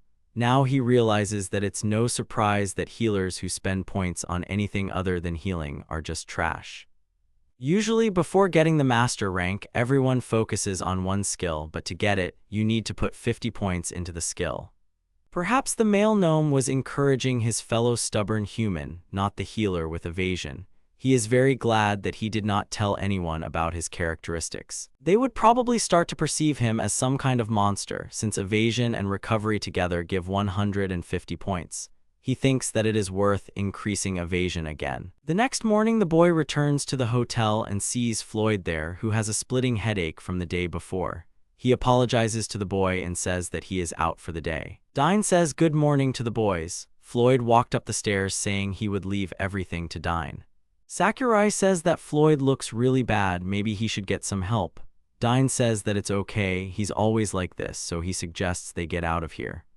Tina approaches the protagonist and asks if everything is okay with him. The young man asks what the girl means. Tina asks if the young man had a good rest last night. Sakurai laughs and thinks that there is no sleep for a minute. He then asks if they should go to the guild first. Dine says that everything is fine and they still need to take a couple of quests. After a while, they arrive at the capital's guild. The girl at the reception desk says that Sakurai's grass is of excellent quality as always. She then asks if the young man has seen the notice board and says that a message was left for him there. The young man asks what message the girl is talking about. She confirms and says that it was left by a certain Ruri. The young man remembers the girl and that they agreed to give their names. Ruri is a high school girl who was summoned to this world along with the protagonist. Ruri is a true lady, so she and Ren decided to protect her. The girl at the reception desk reads the letter. The girl calls Hiroki dear and says that she will wait for him in 2 days at the Plum Bar. Since the message was left yesterday, the meeting should take place tomorrow night. Come to think of it, she asks for a meeting so soon, so what bad happened? Tina asked the young man if he was ready to go. The young man said that he was already on his way. After some time, the group arrived at a stone cave. Tina said that this was their first time going underground without Floyd. Dine said that everything would be fine with them because Hiroki was there. The young man apologizes and says that he is not that good. The boy uses the shield, placing it on Tina and Dine. Dine thanks the protagonist for protecting him. The young man says that although he was here at night, he went here again. He decides to mark this place on the map, but suddenly he is surprised by something. He saw some path and realized that it was the shortest way to the stairs. Suddenly, Dane says that he found something. Then they come to the stairs on the second floor. Tina says that they can't go there because it's too dangerous to go to the second floor alone. Dane says that he thinks everything is fine, and besides, shouldn't they practice yesterday's formation? The boy is surprised by his words. He smiles and says that in that case they will do it. Tina says that Hiroki is in the same boat. Dane says that this is all great and then suggests that they go ahead. On the second floor, they met the mice that the protagonist had already met on the floor. Dane attacked and notifications appeared that the wild rat had been defeated. At this time, the young man notices that one of the wild rats is heading straight for Tina and Sakurai. He clicks his tongue and at this moment dodges one of the mice. At this time, the mouse that attacked Sakurai failed to hit the young man and missed. Tina used fire magic and attacked the enemy. Sakurai said that Dane and Tina are doing well. They are slowly but surely honing their teamwork, so he is confident that they will become a great team in the future. Dane tells Hiroki that they will advance after killing all the enemies. He asks if he understands correctly. A notification comes that all the rats have been defeated. Sakurai says that Dane was simply magnificent. Suddenly, Dane notices that the mice dropped a quest item. Suddenly, a man walks by and yells at Lucia to get her legs here faster. Dane, Tina, and Sakurai turned their attention to them. The man approached the boy and said, "Isn't he the healer who approached them earlier?" Sakurai greets him. The man says that he was able to find a team for himself after all, so much the better for him. He then looks at Dane, Tina, and Sakurai. Then he says that they are going to the lower floors, but what about them? A girl comes up to him and tells him to stop teasing the poor boy. Then an elf approaches them with a lot of luggage. They leave, and the girl says that they will see each other on the next floor if they don't chicken out. The young man recognizes the girl as a real elf. Sakurai's acquaintances leave. Dane and Tina ask if Hiroki really knows them. The young man replies that it's not that they know each other, they just exchanged a few words in the guild. Tina said it was a strong team. Dane says nothing special, but they are just a bunch of stupid people.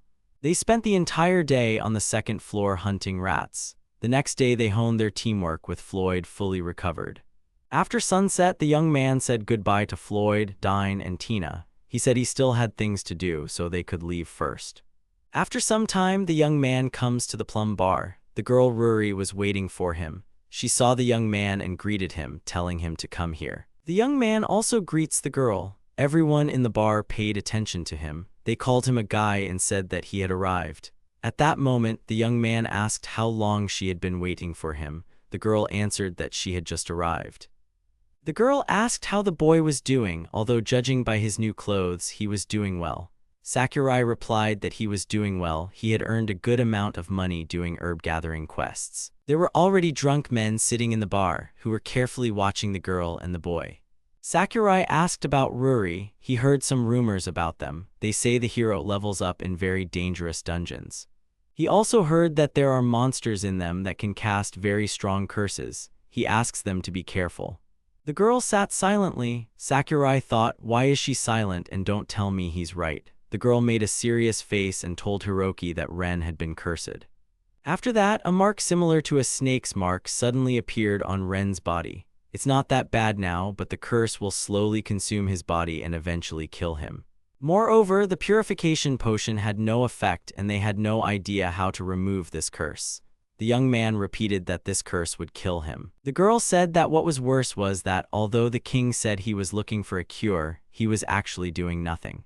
She too tried to find a cure. She searched the royal library, asked every scholar she could find. But unfortunately, she found nothing. Sakurai replied that he understood everything. He would try asking the guild and other adventurers. The girl thanked him. He asks not to thank him because he would never let Ren die. The girl said that, like her, the three of them came into this world and they will return home also as three. The girl smiled. Hiroki asked if Ruri was tired of this bad king. The girl replied that everything was fine. Right now, the king has only ordered them to raise their levels. They themselves want to become stronger, so it's not that bad since their interests coincide at the moment. The young man asked what level the girl was at. She sits down next to him and opens her status. She asks him to see for himself. The young man is surprised by what he sees. He looks at her stats and thinks it's just amazing. Her stats were top-notch. For example, her magic was 18 points and her defense was 60. The girl says that she hunted with Ren after all. The girl asks him not to worry because he will catch up with them soon. The young man says that he will do his best. He realizes that the girl also seems to have acquired some new skills. Suddenly, drunk men approach them. They call the young man a pretty boy and ask if he is having a good time. The second one asks to join them. Ruri and Sakurai were about to get up and leave, but one of the men leaned over the girl and called her young miss. He asked her not to be such a bore and to play with him a little. Suddenly, Sakurai appeared between them and shielded the girl with his body. He asked them to stop. The men did not understand what he was trying to do. The man swung his sword and shouted at the boy to get away from here. Then Sakurai dodged. A second blow followed, but the boy dodged this attack just as dexterously. The girl put the bag of money on the table and told Hiroki to go away. The young man agreed, but the man asked where the young miss was going. They looked at the girl with a disgusting smile and asked why she was so cold towards them and whether the girl liked bad boys. The two men rushed at her, but the girl used an earth spell and suddenly something alive wrapped around the men's legs, and then she used a wind spell that tore off the men's clothes. The girl says that compared to her children, these guys are like two little puppies. Sakurai was very surprised at this moment and asked the girl again about her children. Ruri asked if she had said that. Sakurai thought that Ruri was another fragile girl they had to protect, but she might be the most dangerous of the three. The boy walked down the street and thought about Ruri's words when she said that Ren was cursed by a monster. He thinks that if nothing is done, he will die within a few months. He thinks that Ren is in trouble again. The next morning, Floyd questions Sakurai when he asks about how to lift the curse and asks if the boy doesn't know. The man says that there are potions for this. They are divided into basic, standard, and advanced. That is, there are 3 different types. Sakurai asks if there are better potions than the advanced ones, to which Floyd replies that they can be found in dungeons, in chests, or ordered from the Science Academy. Although the ingredients are extremely difficult to obtain, making it nearly impossible to order them. The young man understands and thinks about chests or the academy. The chests are empty until you kill the boss, so he can't farm these chests. He learned this while collecting medicinal herbs. And according to Ruri, nothing else will help. Floyd says that perhaps the demons have made progress in their research into breaking curses. The boy asks about these demons. Floyd says that demons are usually more knowledgeable about magic and curses.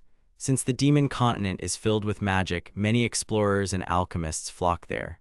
That's why there are many research labs there. Sakurai thinks about demons. Floyd says that you can ask about demons at the guild. They should have demon books. The boy asks about the guild.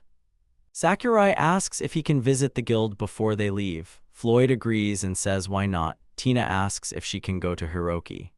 Floyd tells Tina that would be great. Sakurai thanks the girl. After a while, Sakurai and Tina leave and Floyd wishes them luck. After some time, they arrive at the capital's guild. He asks the girl at the reception desk about how to remove the spell. She replies that if the hero needs a potion, they can buy it from a shop or find it in a dungeon or order it from the academy. If they need skills, they have high-ranking books that they collect. The boy says he understands. He thinks about going to a dangerous dungeon to get the skill book. He thinks it is impossible now. Then Tina apologizes and asks if they have demonic books on pharmacy. The girl at the reception desk says that they have such books. The young man does not understand what they are talking about. A minute later, the girl brings them a book. Tina thanks her for her help. Sakurai asks why the girl didn't offer the book herself. She answers that it's because His Majesty the King has prejudices against demons. The young man understands this and thinks that perhaps Ruri was unable to find anything because she was looking in places under the king's control. The girl says that since they are a neutral guild organization, they have such books, but they cannot show them openly. Tina says that is why if you do not specifically ask for demon books, they will not offer them. Sakurai realized that this kingdom was eager to defeat the demons. Tina then opens the book and shows the boy the section on removing curses. He says that it is very good. The girl at the front desk is surprised by this. Tina examines the book and says that to brew the potion, they definitely need the apricot grass. The boy asks about the apricot grass. Tina says that it is a medicinal herb that contains a large amount of mana. The boy sees an image of the apricot grass. Tina says that the apricot grass is a medicinal herb that grows in some special regions that are only found on the demon continent. Sakurai asks again about the demon continent. He remembers what Floyd said about it. The girl says that this is the continent of apricot and that real demons live there. The young man remembers the continent of apricot. If it's named after a continent, it's definitely there. Sakurai apologizes and asks the receptionist if he can leave a message. He thinks about telling Ruri about this. Tina says the demon continent. She would like to go there one day when she becomes a strong adventurer. The receptionist girl says that Miss Tina definitely has every chance of doing this, since at her rate it will take 1 or 2 years. The girl says that she is looking forward to it. The young man listens to them attentively and says that 1 or 2 years is too long and he will not make it in time.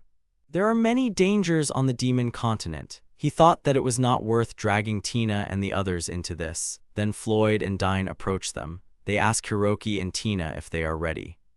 After some time, they come to a stone cave. The young man gives the shield to Floyd, Dane, and Tina. They all thank the young man for his help. The young man looks around and thinks that it is quite crowded. Dine turns to Floyd and says that now he can work with Hiroki. The man is happy. After a while, they go down the stairs into the cave. Floyd says that today they will go to the 5th floor. Tina, Dine, and Sakurai agree. There were many people on the 2nd floor. Sakurai noticed this. Everyone was training and killing the mice that lived on this 2nd floor. The others tried to figure out if the monsters hadn't appeared this time. They stood there waiting for someone to notice. Tina says that it is very peaceful here. There are not many monsters as there are many other adventurers here. Sakurai did not respond to her words but continued walking silently. He thought about going to the demon continent and there might be some problems with it. The main ones were money and firepower. Money aside, firepower is a serious issue. He even thinks that maybe he should hire a strong adventurer. Tina notices Hiroki's thoughtful face and asks the young man if there is something bothering him. Hiroki comes out of his thoughts and is surprised. Tina says that the boy has such a thoughtful look. At this time, Floyd asked Tina to use magic and Dine asked Hiroki to use his shield. Suddenly, a mouse injures Floyd. Tina, scared, says she is very sorry. Sakurai also apologizes and uses heal and then shield. Floyd says that even if there are few monsters here, they shouldn't let their guard down. Sakurai winces at the reprimand and says that they are very sorry. After a while, the group arrives at the 5th floor. Tina suggests that Dine and Floyd take a little rest. They sit on the steps to rest. The girl hands Hiroki a flask of water and asks him to drink it. The boy thanks the girl for this. Then Floyd turns to him and asks as if the boy has something to say to him. The man says that Hiroki seems too sluggish today. He asks what happened to him. Sakurai is surprised by Floyd's words. Then Dine notices the people in the aisle and says it's the same crew again. Floyd says he's right. They looked really bad and the woman and man were really angry. Floyd said they looked really bad and then asked who they were. Sakurai asked what happened to them. Dine said they had met them a couple of days ago and he had a really bad feeling about them.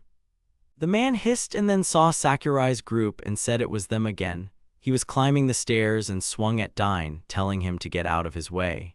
Floyd pulled the boy towards him and said it was very dangerous.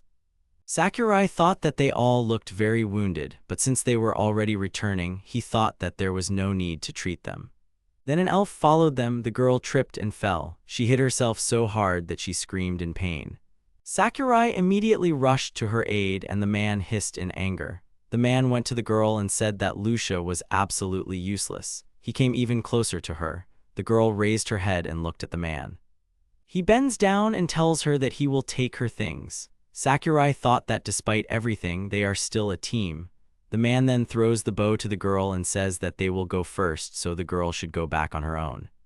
Sakurai was surprised by this, as were Tina, Dine, and Floyd, while Lucia's team member looked at it as if it was normal. The girl tried to lift and asked her team to wait, but she suddenly tripped again and fell because her legs could not take it anymore. Floyd asked the man to stop and what his comrades meant to him. The man said that Lucia was tired and they gave her a chance to rest, so what was the problem? He would like to get out as soon as possible. Floyd called the man a very terrible person. At this time, Tina and Sakurai ran to Lucia. The young man immediately uses the cure on the girl, and Tina holds out water and offers the girl to drink it. They give the girl water to drink. She thanks them for their help. Sakurai said that this elf team is just disgusting. There were many wounds on Lucia's body. Soon the elf felt better and she thanks Sakurai and Tina for their help. The girl says that her name is Lucia Plum and she is supposedly an archer. Sakurai says that if he gets into trouble, he will count on the girl. He says that his name is Hiroki and he is a healer with evasion. Then they looked at each other. The boy asked what it meant and Lucia asked about dodging. Tina introduces herself and says that she is a mage. Then it is the turn of a knight named Dane, and the man introduces himself as Floyd and he says that he is some kind of security for these guys. Dane says that being a member of that company is still the worst thing that can happen. He doesn't understand how anyone could ask their comrade in the dungeon. The girl sadly says that she also caused a lot of trouble, even put them in danger, but she didn't think that they would leave her. Sakurai asked about the dangers. The girl says that she put all her points into attack. The boy remembers about accuracy, which gives the probability of hitting the target. He asks if the girl has forgotten about accuracy. Lucia sadly agrees. Dine says that if the aim is low, you can hit your allies and that is very dangerous. Sakurai asks if that is why the girl became a porter. Lucia agrees. The girl says that there is probably no group that would accept such an archer, so she carries things all the time. Sakurai realizes that he has a feeling of déjà vu. He asked how the girl lived before she became an adventurer. The girl replied that she hunted near her village. Those monsters, if they are not killed with one shot, they become dangerous. Sakurai asks if that means she's killed monsters before. The girl says yes and says she shoots until she hits. Tina says that if the only problem is that the girl can become an ally, then they have Hiroki. Lucia doesn't understand what the girl is talking about. Sakurai agrees and says that they should try it. Then he stands up and says that he will bring a couple of monsters. Lucia also did not understand what was happening. At this time, Dine asked the girl to get ready because Sakurai will return soon. Then he says he's back. Lucia screams because she doesn't understand what's going on. There are a lot of killer moles around the boy. The elf screams that it's very dangerous. The boy asked Lucia to attack, but the girl said that she had already said that it was very difficult for her to hit and that she might hit her ally. Sakurai said that it was okay and that he would simply dodge. The girl looked at him questioningly and asked if the boy was really dodging. Sakurai said that if she was worried, he could use a shield. The girl said that she understood and then took out an arrow and took her bow in her hand. She shot the bow and the arrow flew straight at the young man. Lucia was incredibly scared, but the young man was able to dodge it. He told the girl to look that everything is fine. He asks her not to worry and to continue shooting. The girl understood and began to pull the bowstring again. Then suddenly she hit the mole and managed to kill it. The girl was even embarrassed that she had finally got there. She was incredibly happy. The young man was glad that one had finally been killed. Then it turned out that the arrow had flown right through and killed another mole. In the end, the girl had killed 2 moles with one shot. Everyone was incredibly surprised. She was delighted and said that she was incredibly happy now. Hiroki said that there were 3 more left, so he asked Lucia to continue. The girl agreed.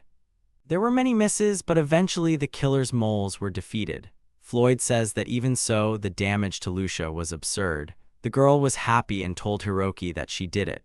The young man congratulated the girl. Floyd watched them and said that it was very good. He said that he thought the girl would not want to go back to that group, so would she like to join them?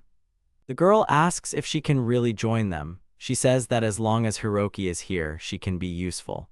Tina is happy and says that she is against Lucia joining. Dine also said that he will not give up in strength. The young man thinks that it is hard to say such things now.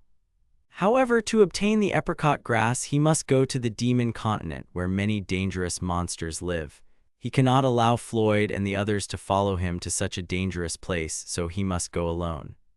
However, he needs to say it. The boy says what about their team? He says that he will change places with Lucia because he needs to go on a trip.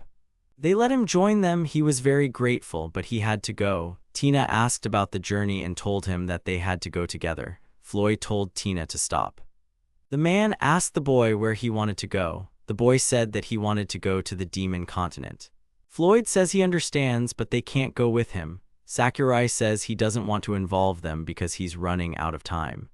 The boy says that it concerns his friends' lives. Tina replies that in that case they must go together. Floyd tells Tina to stop because they will only get in his way. The girl starts crying and asks if this means the young man is leaving. He strokes the girl's head and apologizes. He says everything is fine and asks not to worry. The girl says that she will become stronger and will wait for him. Floyd asks the boy if he is really leaving right now. The boy agrees. Tina asks if this is really the last time they will hunt together. Hiroki answers yes. Tina suggests that they give it their all. She asks Floyd and Dine to show what they can do. Dine agrees. Floyd says that they need to change the settings of Lucia's bracelet. The girl thanks them. The man says that they need to think about building without Hiroki. Then the protagonist offers them his own idea. He suggests that Lucia should attack if the enemies are far away. If they come close, they will fight back as usual. Lucia then moves back and covers their rear. Floyd says that this formation sounds very good and suggests that they try it. Lucia says that if no one is around, she can shoot a bow and arrow and do her best. Hiroki says that he will support them one last time. Soon they reached the 5th floor and then the 7th floor where mini orcs appeared. As they progressed through the dungeon, the group began to interact better. Many arrows started flying at them, but one of them still hit. Lucia said that she managed to hit again. Sakurai was delighted and said that the girl could shoot continuously. He was very surprised by this. The girl giggled in response. Sakurai thinks that even though Lucia's accuracy is incredibly poor, her ability to kill with one shot makes up for it. At this time, Tina uses fire magic and says that she will also work hard. At this time, Dine and Floyd attacked the monsters with swords. Finally, the mini-orcs were defeated. Sakurai said that they were advancing again and used shield. Dine was surprised that a shield appeared at that moment. The girl replied that she would not be able to attack if they continued to attack like this. At this time, Tina used fire magic. While Tina was using fire magic, mini-orcs appeared behind Sakurai and Lucia. Lucia said that they were already behind and very close. The young man asked everyone to move away. He ran out to the mini-orcs to get their attention. The boy said that everything was fine and they were attacking him, so Lucia could attack without any problems. The girl agreed. The girl pulls the arrow and releases it but misses. She is very tense, but the arrows just can't hit the target. Sakurai realizes that the interval between attacks is large. He calls Lucia and asks if the girl can shoot faster. Lucia agrees, and Sakurai thinks that even if the girl understands, she is afraid to aim at a person. In that case, he says that it is pointless to aim at them. He offers the girl to aim at him, and doesn't the girl want to try? Lucia is shocked by the words of the young man. Sakurai smiles. The girl agrees and says that this time she will shoot for real. The young man dodges, but the arrows hit the orc straight. He says that the girl shoots incredibly fast. Finally, the mini-orcs were defeated. Sakurai tells Lucia that this is very cool. The girl was amazed that the boy dodged all her arrows. Sakurai says that it seems so. He thinks that they will have a lot of fun now. The young man suddenly realizes that he will soon leave. At this time, Tina says that she has to work harder. She uses her fire magic. She tries to make more fire and hit harder. Sakurai thinks that Tina and Dine have grown a lot these days. He can leave without regrets. Suddenly, he notices something. The boy says that Tina doesn't look well. He asks if he needs to treat her. The girl says that she is fine and then falls down and loses consciousness. The young man was very scared and running up to her used his healing ability, but the girl did not regain consciousness. At this time, Floyd finished off the last mini-orc. Floyd said that Tina ran out of mana. It is not life-threatening, she just spent more than necessary. Sakurai thinks that Tina's mana has run out. He realized everything and the girl simply spent all her strength and then lost consciousness. He asks why the girl is so reckless. Floyd says she probably just wanted to show off. Sakurai asks what the man means. Floyd suggests going up first, then asks if he can leave Tina with Hiroki. The boy agrees. He understands that he will have to go to the very top, although he is least confident in his endurance. Now is not the time to think about such things. At this time, Tina called Hiroki. After some time, Floyd, Dine, Lucia, Hiroki, and Tina get out of the dungeon and head to the entrance of the capital. Floyd says that now it's time to rest. Sakurai asks if Tina will be okay. Floyd says she just used up all her mana, she'll be better after resting. He says that the girl has become very attached to Hiroki, so it is very difficult for her to accept the fact that he is leaving. She wanted to go with him and overexerted herself trying to prove herself. The man says he will take the girl to the hotel. He turns to Hiroki and Lucia, asking if they can sell the materials. The young man says no problem and they will do it. They say goodbye and the boy says that they will be back soon. Lucia asks the boy that he must be very tired. Hiroki says that he is perfectly fine. He asks what about Lucia after what happened with that group. The girl says that everything is fine, she just didn't fit in with them, but here she feels that she fits in with them. Sakurai says he was a little surprised by this too. He thinks that even if he leaves, she will still be a good fit for them. The girl says that is most likely. After some time, Hiroki and Lucia come to the Capital Guild. The young man greets the girl at the reception desk and says that he is back. Then the girl notices Lucia next to Hiroki. The young man says that this girl is now in Floyd's group. Lucia says that her previous group threw her into the dungeon. The girl is incredibly surprised by this. She says she'll have to reprimand them, then makes a note in her journal. Lucia says she feels like it's a blessing in disguise. The girl replies that if only it were so. Hiroki interrupts them and asks if the girl could buy all these materials. She says that it goes without saying. In the end, they got 15,000 lata for the materials. The young man thanks the girl and leaves. Suddenly, they see a man in front of them who was a former member of Lucia's team. He asked if they really took Lucia into their group. He was incredibly angry. The boy recognizes the man as the former leader of Lucia's group. He asks him what he wants. The man leans over to Hiroki and says that the only one who could take the useless archer is the useless guy with the dodge. The young man looks at the man's face and realizes that he is very angry, and then asks what he should do in such a case. Everyone in the guild pays attention to this brawl. Suddenly, Lucia bursts into the conversation and says that Hiroki is not useless at all. The young man asks the girl to step aside. The man shouts that the girl dared to say such a thing to him. Suddenly, he raises his sword and says that now he will show how useless the boy really is. He aims straight at Lucia, but Hiroki suddenly appears in front of her. The receptionist yelled at them to stop because fighting was prohibited in the guild. The man aimed straight at Hiroki's head but missed because the boy dodged. Everyone was surprised by this. The man told him not to dare to irritate him. He tries to hit him again, but the boy crouches and dodges. Everyone understands that the man can't hit Hiroki. No one understood what was going on. Hiroki thinks that he is dodging his attacks because of his high stats. The boy dodges again and again. The man shouts that he has got him already, and then he draws his sword. Everyone around is afraid of what is about to happen. The man strikes with his sword, but he misses again. The administration girl closes her eyes. The man swings and says that the young man is caught. Suddenly, someone grabs him by the shoulder and tells him that he is the only one who got in here. The man thinks that the rebel will be very upset by the cancellation of the license. The man tenses up. Then he looks at Lucia. The girl proudly turns away from him. He blushes, turns around, leaves, and says that he doesn't really need the girl. Sakurai sighs and says that he is exhausted. Suddenly, everyone starts to rejoice and shout enthusiastically. The young man does not understand what is happening. The man said he was sure the boy would be killed, but he dodged incredibly cleverly. Others asked how the elf was feeling. She always carried their things, so people were worried about her. They are very happy that the girl changed groups. Lucia thanks everyone and says she is now part of an amazing group. The man says he is the host today, so he offers everyone a drink. The girl thanks them for their generosity. Sakurai says they should go back. Sakurai says that their comrade got hurt in the dungeon. Everyone realized that the boy and girl must be worried about them. Then the boy approaches the male guard and thanks him. The man replies that it is just his job. Lucia then thanks the young man, and he replies that he is glad that the girl was not hurt. At this time, Tina was deep in sleep at the hotel. The girl wants to become stronger with Hiroki. She also asked questions about how long he was so important to her. She had a dream where the young man was saying goodbye to her, and she begged him to stop and said that she would be useful. She did not want to be separated from those who were dear to her.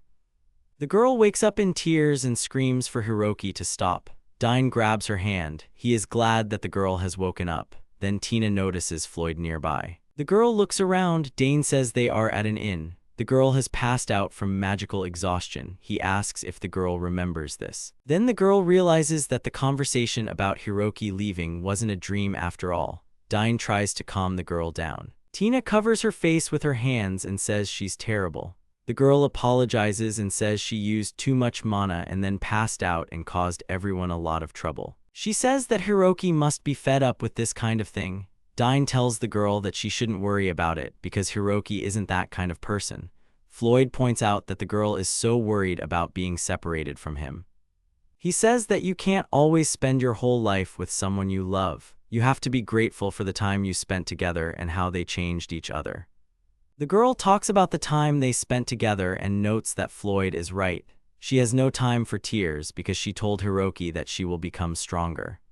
She then asks if Floyd and Dinah really were kept awake all this time because of her. She apologizes for bothering him and smiles awkwardly. She then thanks them for everything. Floyd tells the girl not to worry about it because the girl is feeling better.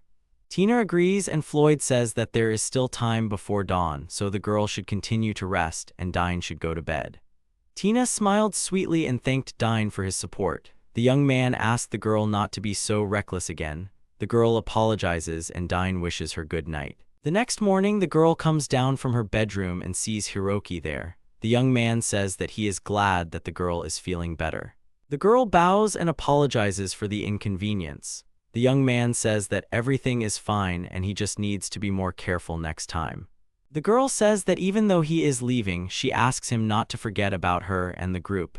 Hiroki replied that this is, of course. He met her once in this world and is sincerely grateful. The young man tells the girl that he will think about her in his free time. The girl is very embarrassed and Hiroki asks where Dine and Floyd are. Tina replies that they are asleep as they were very worried about her and went to bed late, especially Dine. Then the owner of the hotel comes into the room. She asks if the girl is awake yet. She says that she will bring breakfast now so the girl can sit down. Tina turns to Miss and says she has a favor to ask. She says it's a little selfish, but in gratitude for yesterday, she asks to be allowed to make breakfast for Dane and Floyd herself. The woman says that it is very sweet. She also offers to give her some advice. The girl expresses her gratitude. Lucia says that the breakfast Tina prepared sounds tempting. Sakurai says that he is sure that they will like it very much. Lucia then asks where Hiroki will go. The boy says that he will go to the guild because he needs to find information on how to get to the demon continent. Tina asks if Hiroki is really leaving their group right now. The boy says that he won't be leaving right now. He will stay here for the night. Besides, once he finds the apricot grass, he will come back right away. They apologize for leaving after being accepted. Tina tells him not to worry about it. It would be great if he found the herb quickly. Hiroki says that the girl is right, but he thinks that he must do everything possible to remove Ren's curse. The king has bound the hero with a one-sided contract. Ren will eventually receive a death curse. He will not allow everything to turn out as the king wants. Lucia looks at the young man who is thinking. Then she interrupts his thoughts and calls his name. The boy responds. The girl asks if the boy will take her as his partner. Sakurai is surprised by what he hears and Lucia looks on with complete confidence.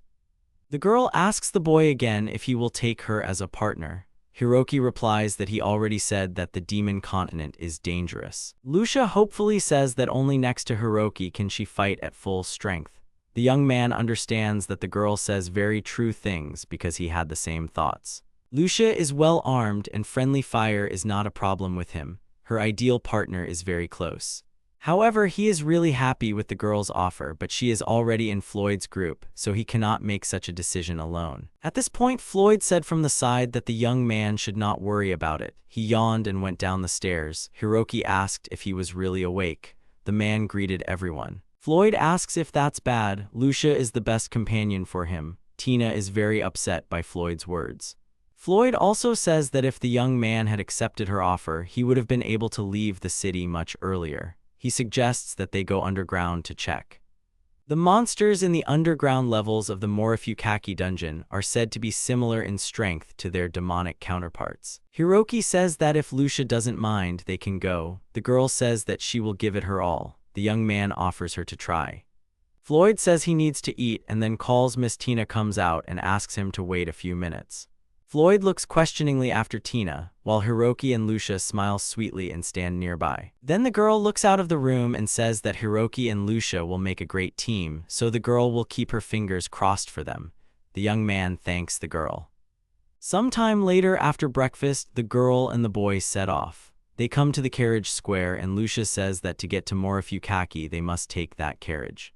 The young man enters the carriage and says that it is very big, just like a bus. Lucia looks questioningly and thinks about what a bus means. The young man then sits down and sees a sitting archer in front of him who had a huge number of arrows in his quiver. Hiroki asks Lucia where she gets the arrows from. The girl says that she has a special bracelet for this. The ability to create an arrow allows her to manifest arrows, the number of which depends on the rarity of the bracelet. The young man looks at the bracelet and thinks that it must be made of very precious metals since he can create as many arrows as he wants. He asks what the bracelet is made of, orichalcum or adamantite. Lucia apologizes and says she doesn't know its name. The boy says it's really very convenient. Lucia laughs and the boy thanks her and says that's one riddle less. The girl then calls him by name and says that since they are partners, he will be happy to try his best. The young man is embarrassed by her confession and agrees. After a while they get off the carts. Lucia says that it will take them about half an hour to get to the dungeon. It turns out that Morifukaki's map is only filled up to the 15th floor. The young man said that he is not the very last one. The girl agreed and said that the map only shows the levels that adventurers have been to. She suggests having fun going floor by floor. Hiroki says it sounds really cool. Finally, they arrived at the entrance to Morifukaki. They were met by a male merchant who asked them if it was really their first time here. He asked if they needed a map. The boy agrees and the man gives him a map. Lucy offers to buy some food. Hiroki sees a lot of things. He asks if there is something here that can attract more monsters to him. Lucia asks why he would want to involve monsters. Hiroki says that they won't attack the girl and they can easily gather them together so she can shoot easier. He asks the man if he has anything like that. He replies that of course he has. He offers a jar of potion and says that if they drink this potion, then all the monsters will attack only the one who drinks it. He says that one bottle costs 2,000 lata. The young man says that it is quite expensive. The man says that one bottle lasts about 3 hours. Hiroki understands that 3 hours will be enough, so he buys 3 at once. He sighs and takes out the money, then says that the life of an adventurer is not easy. Sylvie suggests collecting more materials to sell. The young man opens the bottle and drinks the drink immediately. Its taste was simply disgusting. Lucia asked if the young man was okay. He replied that he was perfectly fine. He thought that attracting all the monsters was a ridiculous price to pay for such a thing. The boy uses the shield and casts it on Lucia. Then they enter the dungeon on the first floor and see a large number of people. The young man says that it is quite crowded here. Lucia agrees with him. Then Hiroki hums a song and suggests that the girl move slowly. After some time, they come to the 6th floor. The young man is surprised by this and says that it is as if he is in a forest. Lucia also says that it is very beautiful here. Then a killer moth appears. Lucia thinks that a killer moth is a bit weird. Hiroki says he agrees. Then the boy calls the girl and asks if she really doesn't hate him. There were many monsters around the boy who attacked him but couldn't hit him. Lucia was scared out of surprise. The girl screamed in horror and immediately began shooting from a bow. The young man suggested not to slow down and get out of here as soon as possible. The girl agreed with him. After some time, the girl hits the monsters and kills them. The young man picks up the remains of the monsters and says that it is better to pick up the materials. The killer moths began to attack them again, but after a while the heroes come to the 7th floor of the stairs where the moths cannot reach. The young man said that they were all exhausted because of the swarm of moths. Lucia says that he managed. They collected a lot of wings. The girl was patting the boy's jacket to remove dust. Hiroki asked her how she felt and if she really didn't hate him. She replied that it was not the boy's fault. She simply hated moths very much. The boy smiled and thanked her. Then he said that the monster-attracting potion works great. They will kill many monsters with it. He suggests that she rest a little and drink some water. The girl agreed and then said that she will drink water after the boy. Hiroki thinks that they have come this far in just an hour. If the difficulty continues to increase, he thinks that the first potion will run out by the 15th floor. Then he realizes that they did not initially think about whether 3 potions would be enough. Trying to get to the boss with this is too risky. In this case, it only costs 1.5 potions to go down. He would like to try to defeat the boss together. He thinks that might be it for today. He thinks that to return it will be enough to focus on Lucia's shield. The girl pulls him out of his thoughts and says that even though this is a test, they are still partners, so she would like to discuss everything together.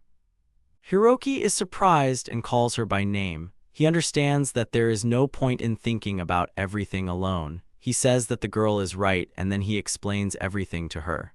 The girl listens to him attentively. The girl says that they need to hurry up and move on. She thinks that together they can do well here and on the demon continent. She is completely sure of it. The young man said the girl's name and looked at her sweet smile. He said that he understood everything and thought that he needed to get to the lower floor. The girl completely agreed with him. After some time, they arrived at the 16th floor. Lucia said that they had reached unexplored floors. At this time, the young man began to drink the second potion. After a while, they come across a monster that looks like a small boar with mole-like paws.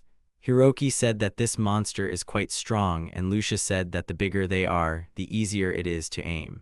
Then they arrive on the 20th floor. Hiroki thinks that the effect of the second potion is almost over. He suggests that Lucia hurry up and look for the stairs without fighting. The girl agrees. Suddenly, a monster appears in front of them, but it can't hit them at all. Then they see an entrance with stairs. Hiroki thinks that this is very good because the potion was just enough. They go down to the 21st floor and walk up the stairs. Everything nearby was sparkling, and the girl thought that this was an incredibly beautiful place. She leaned against the shining wall and asked the boy if the material was amber. Hiroki replied that the lower floor should be close. The girl replied that she thought so too, and then smiled. Hiroki says that the effect of the action is almost gone and asks if they should take a break for a while. Lucia says that sounds great. They take out dried meat and a sandwich from the backpack. Lucia asked the young man if he was tired, to which Hiroki replied that he was not tired at all and that it was probably harder for the girl since she was shooting all the time. Lucia says not at all. Instead of thinking about being tired, it's better to fight while you have the strength. She says she's full of energy but suddenly yawns. Hiroki asks if the girl really wants to sleep. Lucia replies that she does a little because she hasn't fought like this in a long time. She smiles and asks if they can stay here for the night. The young man agrees but says how will they sleep without sleeping bags? Shouldn't girls find such places disgusting? Lucia says it must be normal for adventurers to sleep on the stairs. The boy says that in that case they can stay. He thinks he is the only one who is not used to it. Then he feels something and sees Lucia fall asleep on his shoulder. He thinks that the girl worked so hard, so it is no wonder that she is so tired. He thanks the girl for trying so hard for him. He wishes her good night. If he goes with Lucia, he's sure they'll reach the demon continent, but he's hesitant about taking on such a big responsibility. Then he thinks he falls asleep. The next morning they all wake up together. Lucia says it's a great day to beat the boss. Hiroki says that Lucia is in a great mood even after such a dream. He also fell asleep before he could come to his senses. The girl says that it is also very beautiful here. The boy then uses the shield and places it on Lucia. The girl thanks the boy. He then drinks the potion and the girl squirms because it looks disgusting. After a while, a black dog appears. Lucia said that it appeared very quickly. The monster strikes and hits the shield. The young man was surprised that he did not miss and hit the target. At that time, Lucia was releasing an arrow from her bow, and she was very afraid for the young man. He asks the girl to calm down because he had a shield. She agrees and continues to shoot arrows from the bow. Hiroki told the girl to ignore him and keep shooting because that's the only way they'll become partners. The girl agrees. The girl places 5 arrows on her bow and shoots them all at once. She hits the black dog right on the spot. Hiroki is surprised by this and asks if the girl can really shoot 5 arrows at once. She says that she needs time to shoot. She was very scared that the monster hit him. The boy says that his dodging is probably still not enough. Then he notices that something has fallen from the monster. He thinks it is something rare. Lucia recognizes it as a demon stone. It is an extremely valuable material for equipment. Hiroki thinks they are lucky and then suggests killing some more monsters. Lucia agrees, so they kill some more black dogs. Then they see a door at the end of the tunnel and realize that it is some kind of very depressing atmosphere. The girl says that it must be the boss's room. She thinks it's a very exciting moment. Then they open the door slightly and try to look inside. The boy is curious to know who the boss is. Suddenly they see a three-headed dog and realize that it is a real Cerberus. Cerberus is usually the final boss of the game, but why did he appear here so early? The protagonist didn't understand what Cerberus was doing here. He realized that the lower levels of Morifukaki were so complex that no one dared to go there. Then they simply had no other choice. Lucia wonders if this is too much. Hiroki's dodge is astounding, but this is too much. The boy agrees with her, but he wonders if the dodge tactic will work in a boss fight. He says that everything is fine because they have a shield. He tells Lucia that when the Cerberus attacks him, she should press herself against the wall and move to the back of the room because her goal is the exit. The girl does not understand what the boy means. He tells her not to shoot the monster under any circumstances until she gets to it. She asks if the boy is really going to let the boss through. He agrees and asks her to watch carefully. That passage is pretty narrow. Cerberus won't fit through there and they'll be safe. The girl says it might work, but she asks if that's cheating, to which the boy replies that their team is already cheating. He says that they came here to see what they can do together. The girl says that it is true. She says that she will not let him down and will definitely become Hiroki's partner. The young man agrees and asks, by the way, if the potion works to attract the attention of monsters to bosses. Lucia replies that she has never used it in such a case. The young man understands that the girl does not know the answer to his question. He thinks that means it could theoretically work, although in games it's normal. As he thought, if he had to be very careful. He gets to work and Lucia screams at the boy to trust her.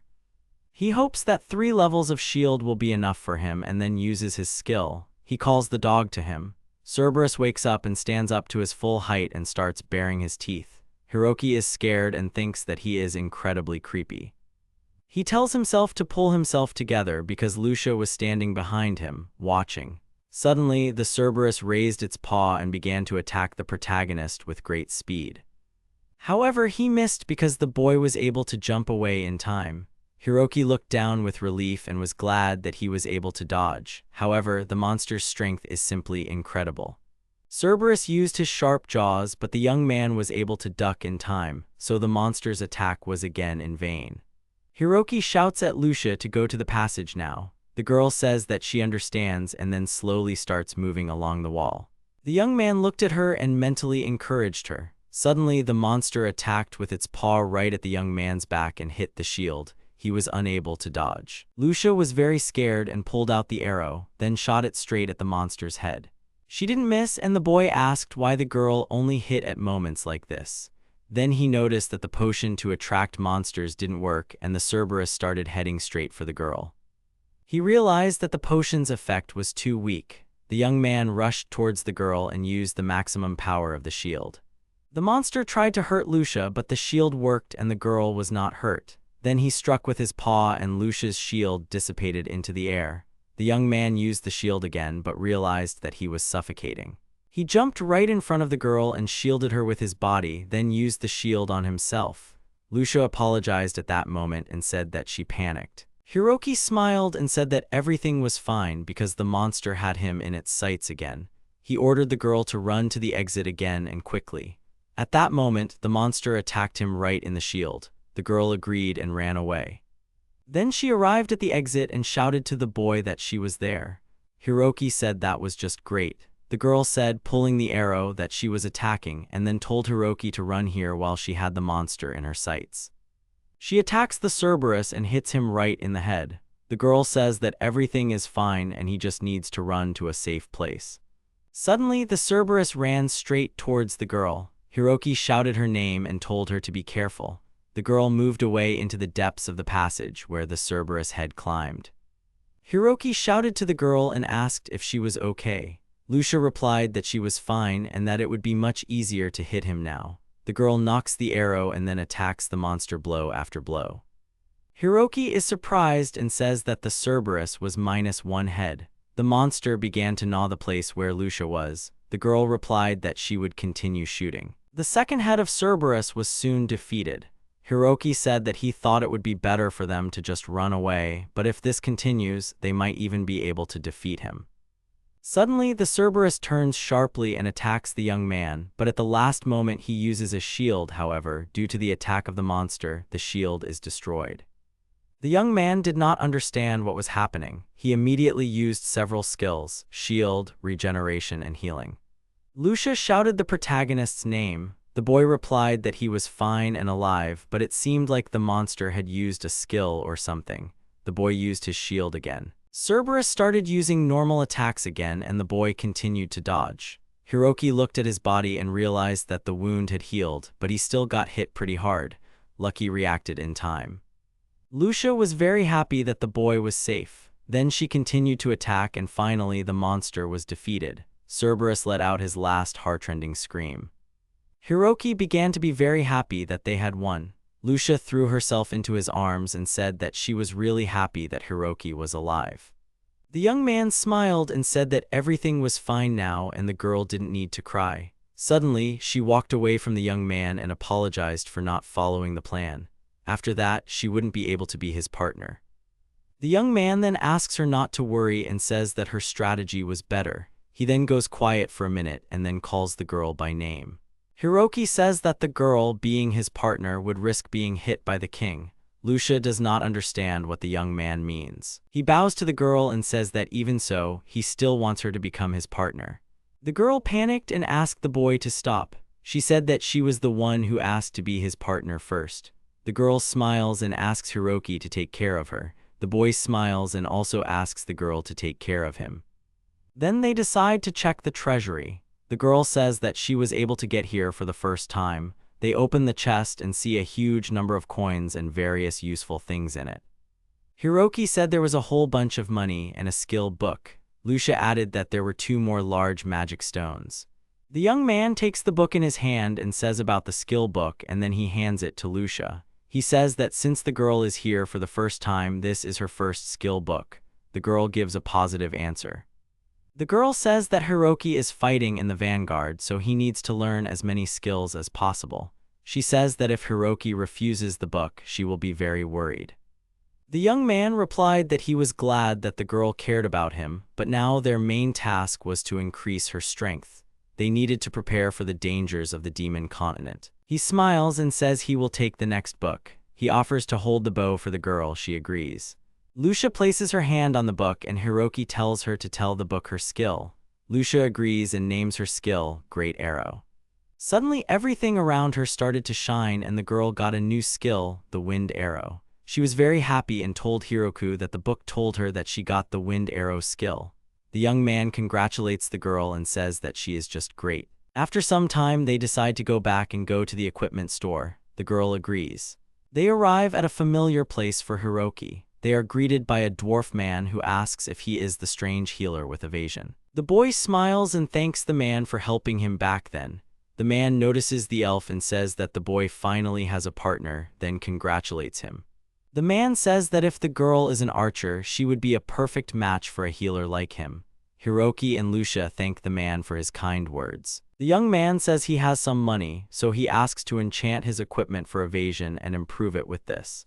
He lays out some materials and the man's eyes widen. The dwarf turns to Hiroki and says that there are a lot of great materials here, such as magic stones and a Cerberus claw.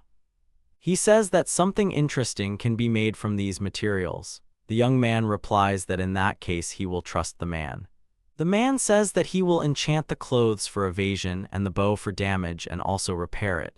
The man says that in 3 days everything will be ready. The young man agrees. They leave the weapon shop. Hiroki says it's a really cool shop, and the girl replies that the man also said he'd help them prepare their gear for what looks like the demon continent. The man gave the girl a temporary bow and the boy a cloak. The boy says that while it is light, they can sell some materials to the guild. Lucia agrees to his offer. After some time, they arrive at the capital's guild.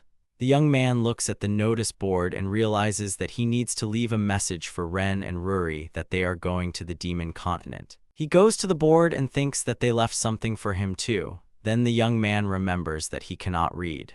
Lucia approaches and asks if the boy saw anything. Hiroki realizes that he can ask Lucia to help him. The boy says he thought there might be a message for him on the board, but unfortunately he can't read. Lucia says she'll help him. The girl lists the names Wilhutch, Daydrag, Carl, Ben, Sakurai, and says that it seems there is nothing for the boy.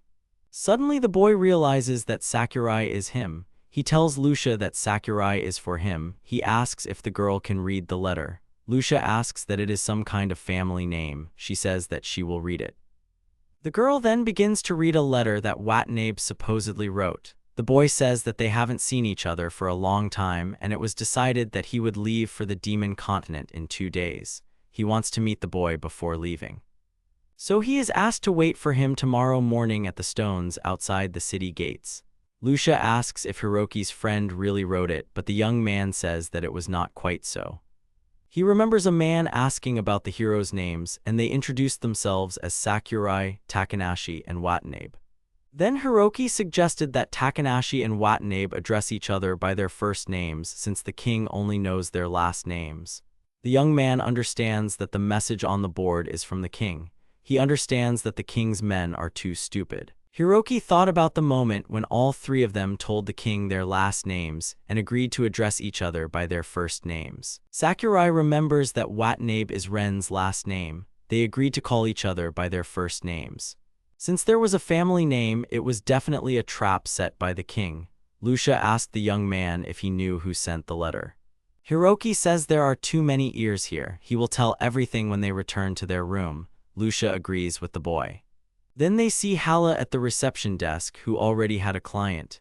The man was asking the girl to go on a date with him. Hiroki said that the girl seemed to be annoyed by being pestered. Lucia was surprised that Hala was being pestered by customers. The man asked to go with him to the heroes' parade. Hiroki thought about the heroes' parade. The girl asked for forgiveness and said that it was beyond her authority. The man was surprised and said that he was very sorry. Then the girl saw Hiroki. The young man greeted her and asked if she was free. The girl apologized to the man and said that she had another client waiting for her, so she could not talk to him anymore. The man said that they would see each other later. Then Hala greeted Hiroki and asked if the boy really wanted to sell the materials now. Hiroki responded positively. Hiroki said that he wanted to sell some of these materials. The girl was surprised that the materials were really high quality. Then the young man asked what the girl had said earlier about the parade in honor of the hero. Hala confirmed this and said that in order to defeat the demon lord, the hero goes to the demon continent, and to encourage him, they hold a parade. Hiroki is surprised by this, and Lucia asks if the hero is really going to defeat the demon lord. The boy wonders if he is still in the heroes group and if he will be forced to join the parade. At this time, Lucia and Hala were talking about the hero actually existing if rumors are to be believed. Hiroki said that they absolutely must see it. Lucia said that he was right, and Hala added that she heard that the parade would start tomorrow at noon. She then gives the heroes the money for the materials, and the boy thanks her for it. After some time, Lucia and Hiroki arrive at the Falling Star Inn. The young man turns to the girl and says what about their recent conversation at the guild. After some time, the girl is surprised that Hiroki knows the hero. The young man gives a positive answer and says that they came from a distant country. Then he asks if the girl believes him. Lucia replies that she does and that she believes the boy. She always thought he was a little strange. She smiled and added that when the boy said that he was a friend of the hero, everything in her head fell into place. Hiroki replied that his fighting style was not particularly appreciated in this country. He thinks that it is not worth telling the girl about their world and says that they were called by the king from distant lands. Lucia realized that this is the reason why the young man cannot read. Hiroki says that the king ordered them to kill the demon lord, but his decision to put all his skill points into dodging angered him. When he was thrown into prison, the hero Ren agreed to wear the contract bracelet in exchange for his freedom. Lucia was amazed by the hero's kindness and self-sacrifice. Hiroki said that the girl was right, that Ren was a good guy, but now he was cursed and not just one. The girl was surprised and scared. The first curse the young man spoke of was the bracelet. Without the king's permission, he could not move freely, and the second curse was the curse of the basilisk, which would soon kill him.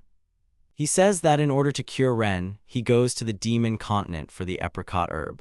He doesn't have time to level up, he'll be facing enemies so strong that their levels won't even come close. Lucia said she understood.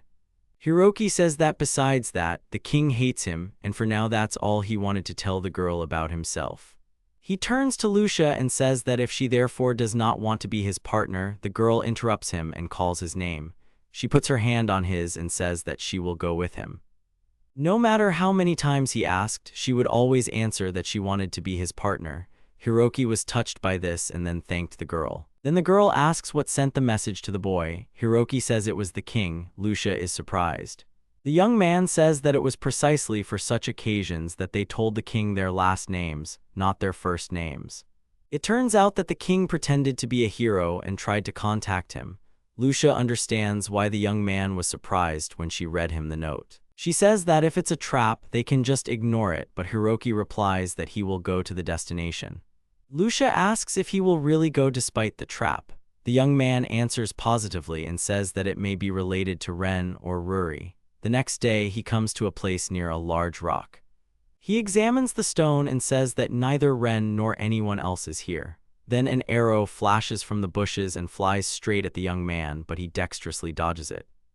He looks at the arrow lying there, and as he thought it was a trap, he turns to the people behind the bushes and asks if they are Watanabe. At this time, the court bug turned to Watanabe and asked him if he was ready for the parade. The young man answered positively. Ren replied that the parade was still so embarrassing that even Ruri was eager to leave. The man replied that it showed how important it was for the king to subdue the demon lord. That's why he's entrusting this task to them. Before they go, could Ren wait just a minute? A man approaches a nearby guard and asks how things are. The man replies that everything is fine and he takes the bait. The man smirks in response. He says that he is absolutely useless, as he thought. Until now, he could not finish him off because there was a chance that Watanabe would find out. By going to the demon continent, he will not be able to hear about it. At this time, many arrows fly at the main character, but he dexterously dodges each one. Several men with swords run out at him. The young man asks them what happened to Watanabe, but receives no answer. The men continued to attack the boy, swing after swing, but they could not hit him. They did not understand why they could not hit him, and the boy continued to dodge. The man says that's fine, but he's just a stupid person with high evasion. The other man says to look at it from the other side. He's a healer, so he can't attack them. They surround the young man and say that this is just a battle of endurance, and one day they will hit him. Sakurai smirked and asked who said he couldn't attack. The man took him at his word and told him to attack. The young man raises his hand and twirls it in the air. He smiles and says that he will not hold back. Suddenly, a current of air forms next to him. The men realize that the boy was using wind magic. They realized that the boy had been a mage all along. Hiroki simply smiles at this point. The men realized that the situation was difficult and began to retreat and run from this place. Hiroki watched them go. At this time, Lucia looked out from under the tree crown and asked the young man how he liked her wind arrow. Hiroki replied that it was very cool. Those stupid mercenaries mistook him for a magician. The girl jumped down from the tree and laughed. He said that the wind arrow is amazing. While the arrow is flying, it is surrounded by magical wind, so even if it misses, the target will take damage. He says that now they have many more strategies available for battles. The girl is happy about this. She said it was good that she missed. Hiroki responded positively and said that if she had hit, someone could have died. The boy then says that they did try to kill him, so their death would not have been their fault. Lucia is surprised by this. The girl asked if the king really hated him that much. Hiroki said that they would have to sort it out when they got back. Most likely, at this moment, the king knows more than anyone about how they can return to Japan. First of all, they need to go to the demon continent where the apricot grass grows. Lucia replies that they must help the hero. Hiroki thinks that no matter what, he will save him. Hiroki then tells Lucia that they need to hurry to the parade, and the girl agrees. After a while, they come to a square where many people have already gathered, and Ren is riding on horseback in the very center of the parade, and behind him is Ruri. Lucia ran ahead and said that they had made it in time for the hero's parade. At this time, Hiroki was surprised that he could see Ren. He looked at Ren's smile and thought about how he didn't show even a little bit of his suffering. He thought about how Ren didn't want to make others worry. Hiroki sighs and sees Ruri following right behind Ren, waving. He thinks that Ruri has really gotten used to all this. She acts like a noblewoman, however, Ren is still shy. Lucia asks the boy if these two are really his allies. The boy says that they are. Lucia says that Ren is a brave hero who is cursed and requires the apricot herb to cure, but he seems to be fine. The boy agrees. Suddenly Ren sees something in the crowd. He gets off his horse and asks the other people to disperse. Ren is happy and goes to Hiroki. Lucia is surprised by this. Ren approaches Hiroki and says that they haven't seen each other in a while. He wants to call Hiroki the hero, but calls him by his last name. Hiroki asks Watanabe if it's okay that the star of the parade is out of place. Ren said he let Takanashi keep the crowd busy for a while. Ruri said it was okay and she'd manage somehow. Lucia said she already knew it, but Hiroki was just amazing. Ren thanks for the information about the apricot grass. He will go to the demon continent to find it. He managed to make the king think that they were going to defeat the demon lord. In fact, that's what the parade is about. The boy laughs in response. Then Ren asked about the young man. He wondered if he had enough money and if everything was okay. Hiroki says he's fine and has a partner. Ren looks at the confused Lucia and asks if she's that girl. The girl shyly introduces herself as an elven archer and her name is Lucia. She is very pleased to meet you. Ren says his name is Watanabe and then asks him to look after Sakurai. They shake hands. Ren says it looks like the young man has found a great partner. It's a pleasant relief for him. Hiroki says that he should be worried about the boy because doing such crazy things is dangerous. Watanabe is surprised and asks how much the boy knows. Hiroki points his finger at him and tells him that he knows absolutely everything. Ren rubs his shoulder and laughs. Hiroki thinks that even if they were summoned here, there is no need to sacrifice themselves, and yet the fact that Ren is cursed remains. Now they need to find a healing herb to remove the curse. Hiroki says that he and Lucia are also heading to the demon continent to find the apricot herb. Ren asks if Hiroki knows that the demon continent is a dangerous place. The young man replies that they will manage somehow and he should think about himself. Ren says that he understood everything and Sakurai understood this world better than anyone. Hiroki asked not to make Takanashi worry. Ren agreed. At that moment, a court magician passed through the square. He glanced in Ren's direction, then turned away. However, he suddenly realized that Watanabe and Sakurai, who should be dead, were there. The man started shouting about what Sakurai was doing here. The boy asked Ren who it was. The boy replied that it was the court magician. Then Hiroki remembered that the man was in the hall when they were summoned to this world. Then the young man remembered the moment when he was attacked by hired killers. He smiled and told the magician that he was the one who called him this morning.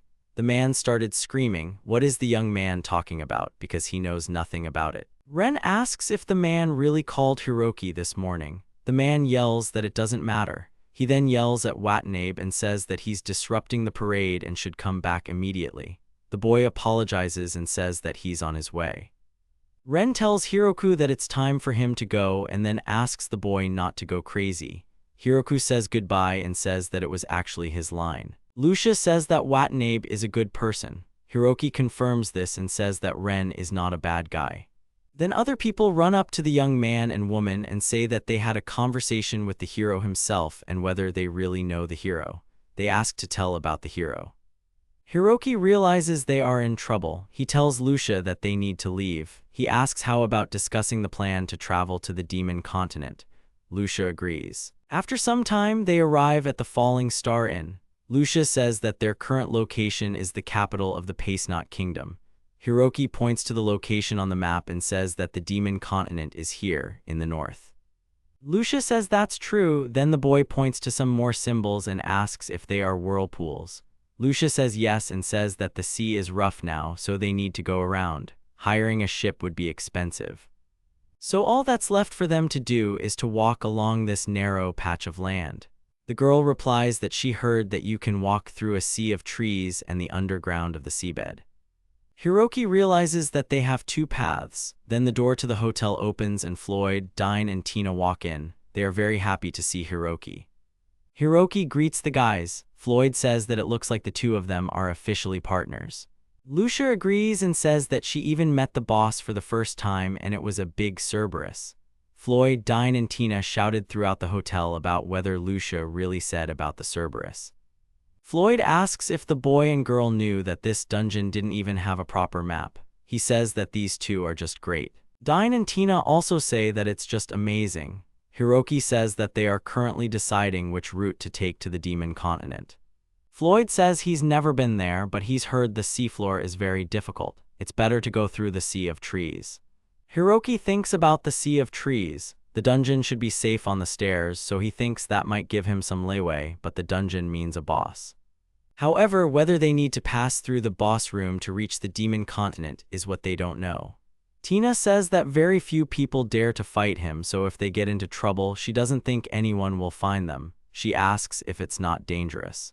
Dane turns to Tina and says that the girl is too timid and isn't danger part of the adventure. Tina says that Dane is too carefree. Lucia says that she also heard that the enemies in the seabed dungeon are quite strong, but that's precisely because they don't have time to increase their levels. If they could level up while going through the dungeon, she thought it would partially solve their problem with strength on the Demon Continent. Hiroki says she's right, it's important for them to not forget about leveling up. There's probably a huge level gap between them and Ren and Ruri. Floyd says that leveling up in the seabed dungeon during the hard journey. Dine is happy and says that it's just a dream. In another situation, he would just stop them, but for them, the level of difficulty cannot be measured in the same way as for everyone else. He decides why not try. Hiroki says that in that case they choose the underground route. Lucia agrees. Floyd asks when they are leaving. Hiroki says they are leaving the day after tomorrow. Dine says he understands, but that is very fast. If Floyd gets drunk, he'll pass out for a day, so they might never see each other again. Floyd asks the landlady to bring more meat. He asks Hiroki to take him there while he can. The girl comes out of the kitchen and says she understands, then asks if they should bring ale first. Floyd says it's going to be a long goodbye, so they should bring all the meat they have first. Lucia asks for a drink too. Floyd asks if a girl can outdrink him. Meanwhile, Tina turns to Hiroki. She asks the burden to be careful on the way, to which Hiroki says that it is time for him to go. 2 days later, Lucia and Hiroki come to the gun shop to the dwarf man. He says that everything is ready. He gives Lucia a bow and she is happy that her bow has become much bigger. Hiroki asks if it will be a bit heavy to carry around because of its size. The man smiles and says there is no need to worry because he added a little special feature using the demon stone. He asks Lucia to infuse some magic power into the bow. The girl adds a little magical power to the weapon, and the bow suddenly instantly decreases in size several times. Hiroki says that it's amazing and it's just like Rui Bang. The girl asks what the boy is talking about. The man tells them to stop talking nonsense and then tells the boy to go and change his clothes. Hiroki puts on his new suit with upgrades. The man says that he used materials from the Cerberus, so the protection is increased. Hiroki says that all this has become a good equipment. The young man then notices a new feature on his suit and asks what the lightning parameter means. The man explains that all of his clothes are significantly reduced in size. In addition, the items in his pockets will also be slightly lighter. The boy thinks it is very convenient. Then the man gives him the blade and says that it is a farewell from him. No matter how weak his attack is, it is better to carry something with you. The boy thanks him. The young man spins around and says the blade is holding up well. He thinks about why it feels good to look a little more like a fighter. Lucia laughs and says that Hiroki looks like a child in new clothes. The boy says that it is embarrassing. The man also starts laughing. He then says that he also put a lightning on the backpack. Inside, he put all the things he needed for the trip, including boots. Lucia says that this should be more than enough. The man offers Hiroki to put it on his back. Hiroki puts on the backpack and says that it is so light, so he says this to the man with great gratitude. The man says that it is normal to use skills to make your equipment lighter. However, as he knows, for the boys, this may not be the norm. The boy asks if experienced adventurers really have a lot of non-combat skills. The man says that it is commonplace. Detection skills to find monsters, cleaning skills to quickly clean things. The young man is amazed by these skills. The man says that since they are talking about it, there is a skill that creates extra-dimensional storage. The boy is surprised by this and then thinks that this is such a common thing in games. Lucia also says that it sounds very cool. The boy then asks the man if his order is finished. The man says he almost forgot about it. The man gives him a bag with the order. The boy thanks him. Hiroki asks Lucia to give him her hand. The girl agrees and extends her hand. The young man says that this is a new bracelet of their group. When you wear aspen ones, the team spirit is felt better. The girl looks at her new bracelet and then says that she is very happy and thanks Hiroki. The boy tells the girl to look that he has the same bracelet. The girl giggles. Then Hiroki says that it is time for them to go. The man says to show themselves when they return, and that is how the young man left the country where he was called for adventure. A few days later, Lucia and Hiroki arrive at the dungeon of the deep sea on the first floor. They walk through a place where there is a small amount of water. The boy says that it is difficult to walk here. Lucia replies that it is good that they put on hiking boots. Hiroki says that they were warned that it wouldn't be easy. They need to be on guard. Lucia says that's true. Finally, the monster appears, the killer mermaid. Hiroki tells Lucia to wait here and he will distract it. The boy runs towards the monster and calls out to him. The mermaid starts to growl and then attacks the boy. The boy dodges and calls out to Lucia to attack while the monster is distracted.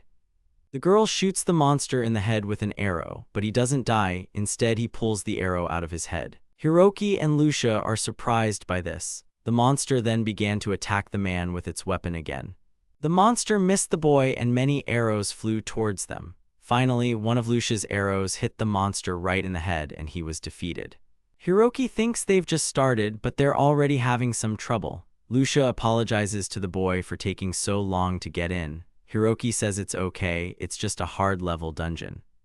However, if they go further, they may run out of arrows and strength. Then the young man looks to the side because some rustling is heard there. Lucia is surprised and killer sea mermen and sea slugs appear on the side. Hiroki shouts that monsters have appeared and there are more of them. Hiroki creates a shield to protect himself and then slaps his cheeks. He says that they need to go fight and then asks who will go at him first. The sea slug starts to attack, but the boy dodges and the monster misses. Then the second slug starts to attack, but it also misses due to the boy's excellent dodging. Then the killer merman attacks, but he also misses. Hiroki thinks that he can dodge even if there is an entire army of them. He asks Lucia to attack now. The girl agrees. The girl shoots many arrows that miss their target, but after a while all the monsters were defeated.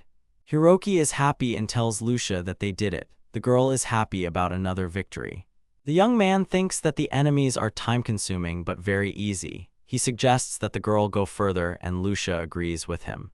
Finally, they reached the 7th floor. The boy realized that the water level had risen. Lucia noticed that they were moving more slowly now. The girl asks Hiroki if it's harder for him to dodge. The young man agrees but says that everything is fine, but the main thing is that it doesn't get any deeper.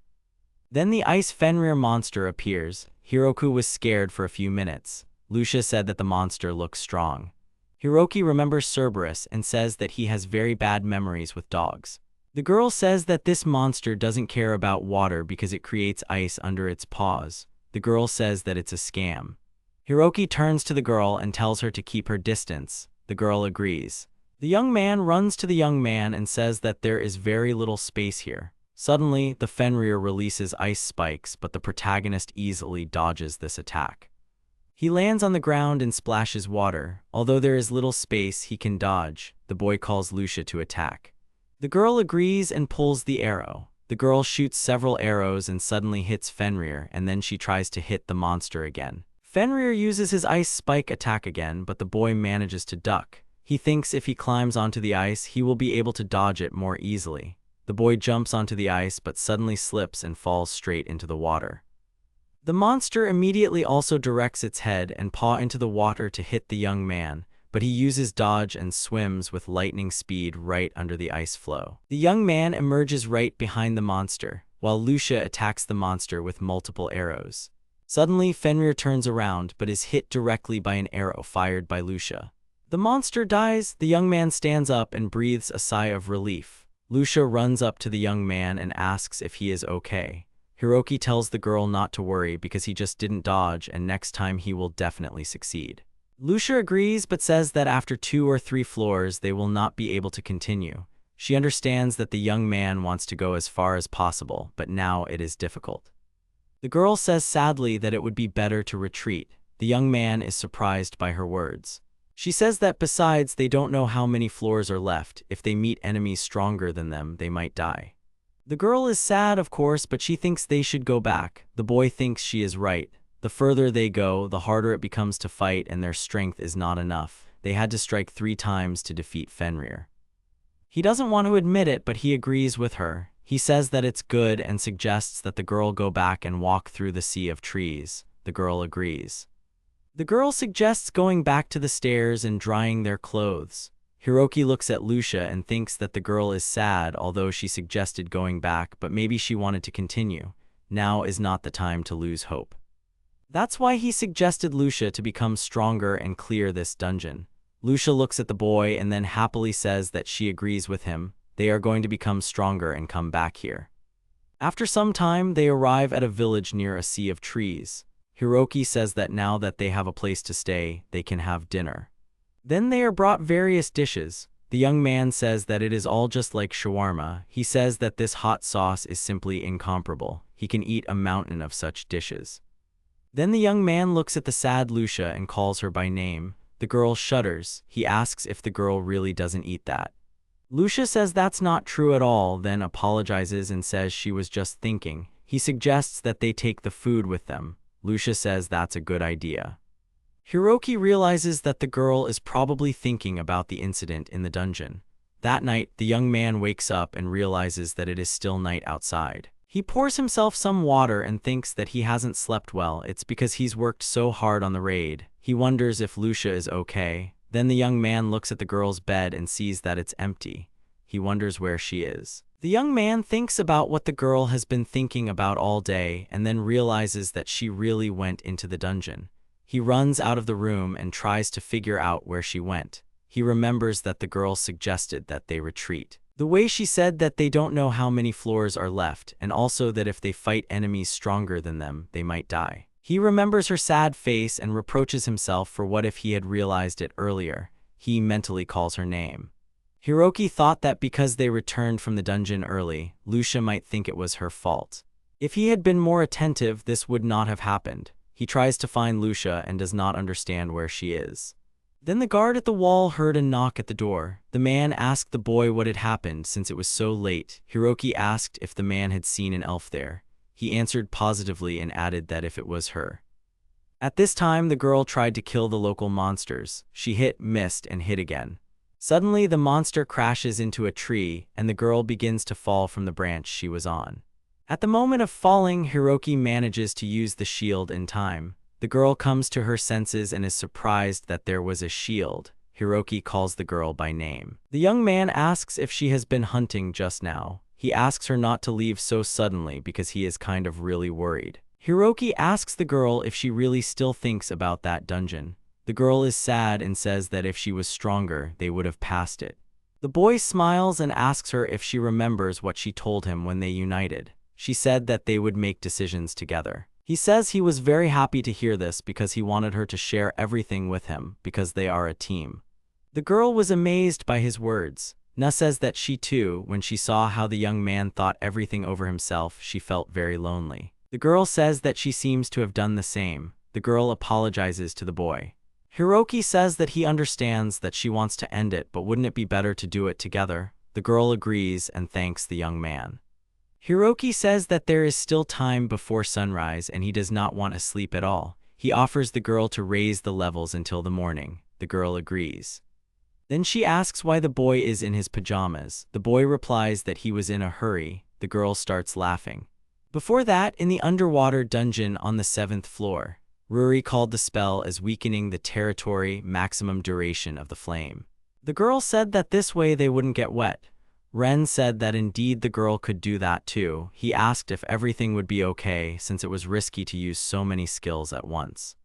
The girl agreed and said that they hardly spend any mana. Ren said that Ruri was just great. The girl drives away the water and says that the young man is flattering her again. Then they use search magic. Ruri is surprised and says that the monsters are approaching and there are quite a lot of them, so Ren should be more careful. Several Fenrir appear. Ren takes out his sword and shield and calls the girl by name. Ren says that he sees a monster. Ruri's flame stops the monsters and Ren attacks the monster through it. The snow Fenrir was defeated and then more monsters were approaching. Ruri used wind magic to destroy the approaching monsters or just delay them. Ren held them back with his shield and then tried to dodge its paw attack. After he held the monster back, he struck it with his sword. Finally, the snow Fenrir was defeated. Ren says that they moved using ice, and he was very surprised by this. Ren says that Ruri's magic is just incredible. The girl does not listen to him and asks how his wound is. They have a lot of potions with them and if they are needed. The young man thanked her and said that he was fine because he could heal such a wound himself. Ren had a passive regeneration skill. Ruri said that she understood, but if he was in pain, he should speak up right away, otherwise he always endured.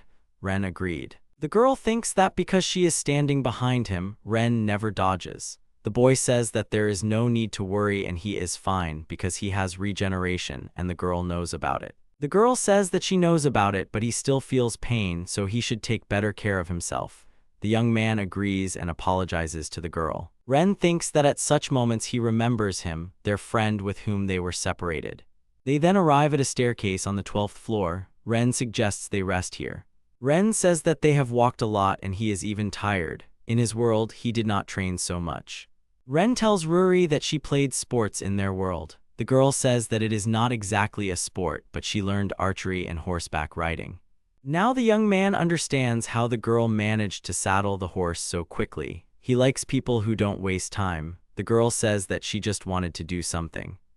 Ren says he also had a lot of free time, so he often did housework. Ruri says it's not free time. Ren asks if the girl really thinks that way. He could always be with his family and it was a lot of fun. Ruri realizes that Ren is very lonely now. She says that he must have been very close to them. Ren calls the girl by name. She says it's not that she wants to meet her family, but she likes living with them in this world better. Ren asks if the girl really likes it here more than in Japan.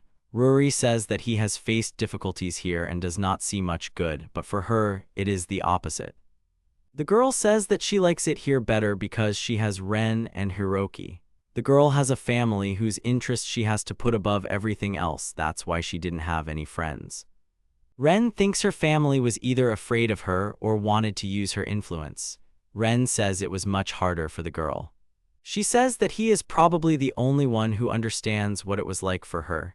Now they only see him as a hero. Sometimes he wonders how they would treat him if he had been born one. And yet he understands how much the girl values them. That's what makes him happier.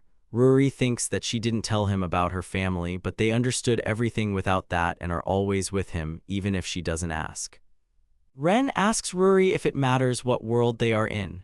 Ren says it doesn't necessarily matter in this world, but even after they return to Japan, the three of them will remain friends. The girl was amazed by Ren's words. She agrees with his words. Ren says that if he is with her and Hiroki, even in Japan they will have fun. He asks if that is really true. Ruri says that if the three of them are together, they can do anything. He says that when they return, they will say goodbye to the king who is simply using them. Ruri agrees with him. The boy then coughs and clutches his chest. The girl calls him by name, but he apologizes and says he just choked. He laughs and apologizes again. Ruri remains silent, but Ren says it's okay. The boy continues to squeeze his chest and Ruri turns around and says she'll go wash up. Then she will come back and fix her armor. Ren asks the girl to beware of monsters. Ruri says that everything is fine and she sees them. Then Ren waits for the girl to leave and then he begins to writhe in pain and his entire body is pierced by sharp stabbing feelings. Ruri thinks that he is probably in pain because of the curse. However, as long as she is around, he does not show his weaknesses. The girl stands behind the wall and calls the young man stupid and says that she is worried about him because they are friends. Hiroki and Lucia come to the path that connects the continents of Rockwat and Demons. The girl hits another monster and the boy is happy about it. Lucia says that she finally managed to hit the enemy. She apologizes and says that it took some time. The young man says that there is nothing to be done because nothing can be seen because of the fog. Although there are fewer monsters here than in the dungeon, so it's nice to be able to defeat the monsters and move on. The girl agrees and says that the monsters here are a bit weak. It looks like they won't have to worry about running out of potions, and it would be risky to go through the dungeon without potions. The fog makes it hard to navigate the map. It looks like it won't be of any use. The boy says that he thinks they are on the right path. According to the map, they will reach it soon. The boy does not notice the abyss he is walking into. Then he starts to fall and Lucia screams, calling Hiroki's name.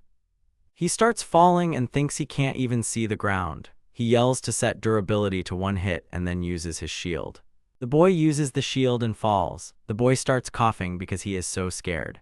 He sits down on the grass and then looks up and says, "Did he really come straight from there?" Lucia calls the boy's name from above. Hiroki calls Lucia's name. The girl shouts that she is very glad that the young man is safe and then asks how he is and if he was hurt. Hiroki says he's fine, but he doesn't think he can climb back up. The girl says she can't jump down to him either. Hiroki says that's right, she needs his shield to jump. However, if he increases the shield's strength, its range will be reduced. It's too risky to shield her while she's falling, and he doesn't want her to experience that horror. The girl asks if they can then move on separately until they meet. The girl says there aren't many of them, but there are monsters here. He asks if the girl will be okay. Lucia tells the boy not to be afraid, she will jump on the trees. Hiroki says that, as expected from a forest dweller, he agrees with the girl. Then they determine their next meeting place. If the girl walks along the cliff, she will find a large stone where they can meet. The girl agrees and asks Hiroki to be careful. The young man says that they should be more careful too. Then the boy says that he ran, but suddenly something started to attack him from the side. Hiroki managed to dodge in time. Only a few seconds passed and he already ran into the monster, and how unlucky he is. A monster called Mushroom Rent has appeared. The boy thinks that the mushroom is very cute. Then he looks at the stump under the mushroom and says that he takes it back. The boy continues to dodge the monster and says that it still looks cute, I guess. He thinks that these monsters are easy to dodge, but there are more of them. Suddenly, another monster approaches him. He thinks that the fog is not so thick, probably because he fell off the cliff. He thinks that he needs to hurry and meet Lucia. At this time, Lucia was jumping deftly through the trees. She thought that she was in her native forest, not considering that she was alone here. She thought that since there was fog here, she should be more careful. She jumps from branch to branch and hopes that she will meet Hiroki soon. At this time, a team of 3 people fought with the mushroom rental. An elf girl was gathering grass nearby. Suddenly, a shadow covers her. A man, a member of her group, hears the girl scream. A girl is grabbed by a huge red bear. She thinks that this is her end. Suddenly, the bear starts to attack, but a shield appears right around the girl and she is instantly healed. The man and the girl are surprised to see the treatment. The girl turns around and sees Hiroki there and says that he uses magic from such a long distance while he is fighting monsters. Hiroki yelled at them not to worry about him and to deal with that monster instead. The man yelled thank you to the boy. Then they saw a huge number of monsters around the young man and asked him where this magic came from. Suddenly, the bear attacks the girl and knocks her down. The man calls Lily by name, to which the girl replies that she understands and creates many arrows. The girl summons automatic arrows and aims them straight at the bear. Hiroki is surprised that the girl attacked with arrows without a bow. She said that it was very cool. Finally, the red bear was defeated. The man thanked the girl and then saw a huge pile of monsters near Hiroki. The girl said that she would help him with these monsters. The young man thanked her. The girl uses the arrow creation and then launches automatic arrows. The mushroom rentals were completely defeated. Hiroki says the girl is an archer, but she shoots arrows without a bow and it's really cool. The girl replies that the boy is just incredible and then thanks him for his help. The man apologizes and says that they let their guard down even though it is their job to protect her. He saved Pino, so the man asks how he can thank the boy. Hiroki says that he is glad he could help. The girl says that if you remember that he used such a spell from such a long distance and at the same time ran away from monsters. Hiroki says that as he thought, a 100% recovery is truly incredible. As a player, he was so busy with his evasion build that he paid too much attention to it. But in this world, he is not a player, but a healer. The girl asks the boy who he is. The man says, "Isn't it appropriate to introduce yourself first?" The girl remembers and says that her name is Pino and she is an elf and also an alchemist. The second girl introduces herself as Liliana and says that she is a rabbit hunter of the beast race. The boy sees the girl's rabbit ears and she is also a hunter. He starts to glow. He thinks about the alchemist, the rabbit-eared huntress, and the dwarf bodyguard. The girl asks, "What about the boy?" Hiroki states his name and says he is a healer and a human. He can heal and dodge, but he can't attack, and when he stays, everything ends badly, so he thanks for the help. The girl says it's amazing to be a healer with evasion abilities. It's the first time she's seen it. Hiroki says that he has an archer partner, but they are now separated and he is heading to their meeting place. The man is surprised that the archer is alone. It is very dangerous and they need to meet as soon as possible. Hiroki says that the girl is a forest elf and moves well in trees, so everything is fine. Pino is surprised and says that she is an elf. He shows them a map and says that the meeting place was this stone. The girl says that it is a bit far away and the map is all torn up. Pino then says that maybe they can take the boy there as a reward for saving her. Hiroki says that it would be great because he is still not sure that he will be able to avoid the attacks of every monster because there are more of them than he expected. The girl with bunny ears asks if the boy is really saying that after dodging 10 mushrooms. Hiroki starts laughing. Pino asks him if she can have these mushrooms for lunch. The boy says yes. The girl says that it is so much and some more materials. The girl says that the mushrooms that grow on the mushroom farms do not disappear when he defeats them. Hiroki asks if she really intends to eat those mushrooms. The girl says that they are very tasty, so she offers Hiroki to try them. The young man says that the girl is right and it all looks like a regular mushroom and they look exactly the same. Pino likes this kind of food. Pino says that if the young man can gather such a large number of mushrooms around him, it means that he can eat deliciously at any time. The young man says that Pino will not do such a thing. The girl says the idea is brilliant. The man says the girl has a strange idea of genius. Then he asks if the girl has finished picking mushrooms. He suggests they hurry up. The girl says that Hiroki can call her by her first name. She doesn't like formalities very much. She also says that Liliana and Asen can be called by their first names too. The man says that his name is Hassan. The young man says that he understands and that he is very pleased. The young man names Pino, Liliana, and Hassan, and then they set off on their journey. Hassan asked Pino not to run forward so fast. At this time, the man attacked the monsters and Hiroki dodged them. Hassan said that the girl had forgotten that she had almost died because of this. Pino sighed and apologized. She said that she could not resist when there were leafy grasses here. The girl asks them not to be afraid. Thanks to Hiroki, they have a shield and she is no longer weak. Now she is simply invulnerable. The man shouts at the girl not to waste his shield. The girl says that she is wasting it. Hiroki said they were just a funny couple. Liliana said she agreed and Hiroki used shield after shield. After a while, Hassan told Hiroki that they must be near the stone. The fog finally cleared so they could see the great tree. Hiroki asked about the great tree. Pino asks the boy to look up. The boy looks up and suddenly his eyes start to sparkle. He sees an incredibly huge great tree of another world. Hiroki is amazed by its size. Pino asked the boy if they were really seeing it for the first time. They say it contains a lot of magical power. There are only a couple of them in the whole world. Suddenly Hassan sensed something and told everyone to be on guard. He said that the other half of that red bear was somewhere here. Pino was surprised that all the trees were broken as if from a fight. Hiroki asked about the other half. Hassan confirms and says that red bears usually travel in pairs, so he thought it might be a female. Females are much larger than males. Hiroki thought that Lucy was all alone. He hoped that she was okay. Pino started screaming that she was scared. Hassan hoped that the people they met wouldn't run into her.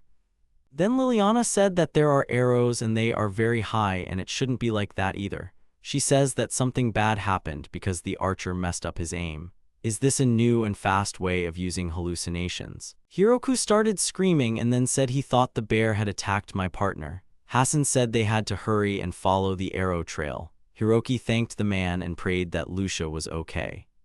Together they ran to help Lucia. Liliana said that it seemed like this female was very fierce.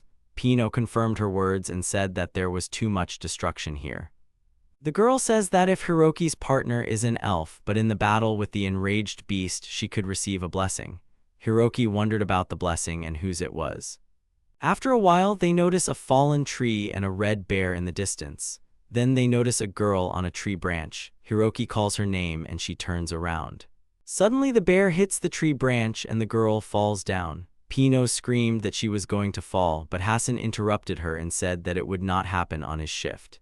At that moment, Hiroki shouted that he still could. Hasan did not understand him.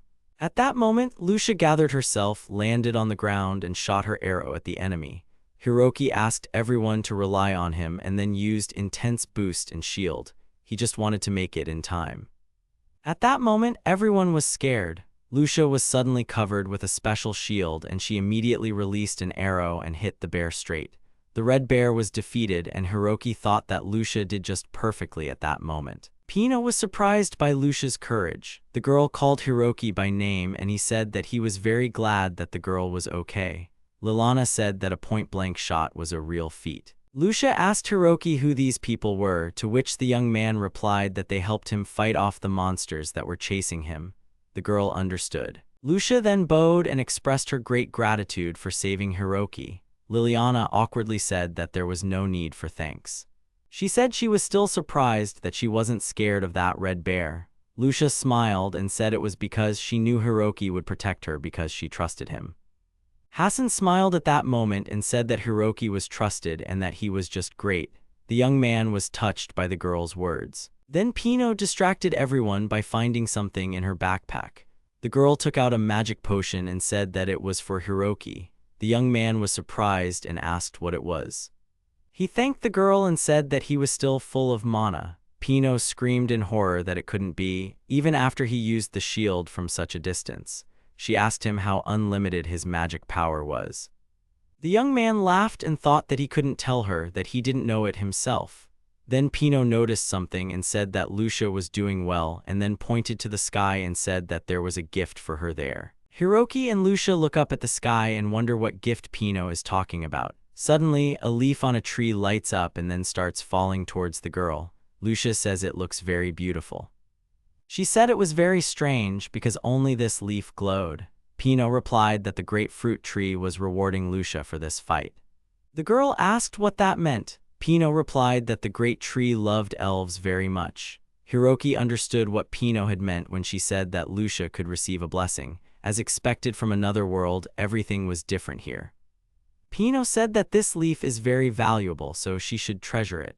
The girl also said that if Lucia made an arrow out of the leaf, she would kill everyone with one shot, but there would only be one arrow, so she should think carefully. Lucia laughed and said that now she had a trump card.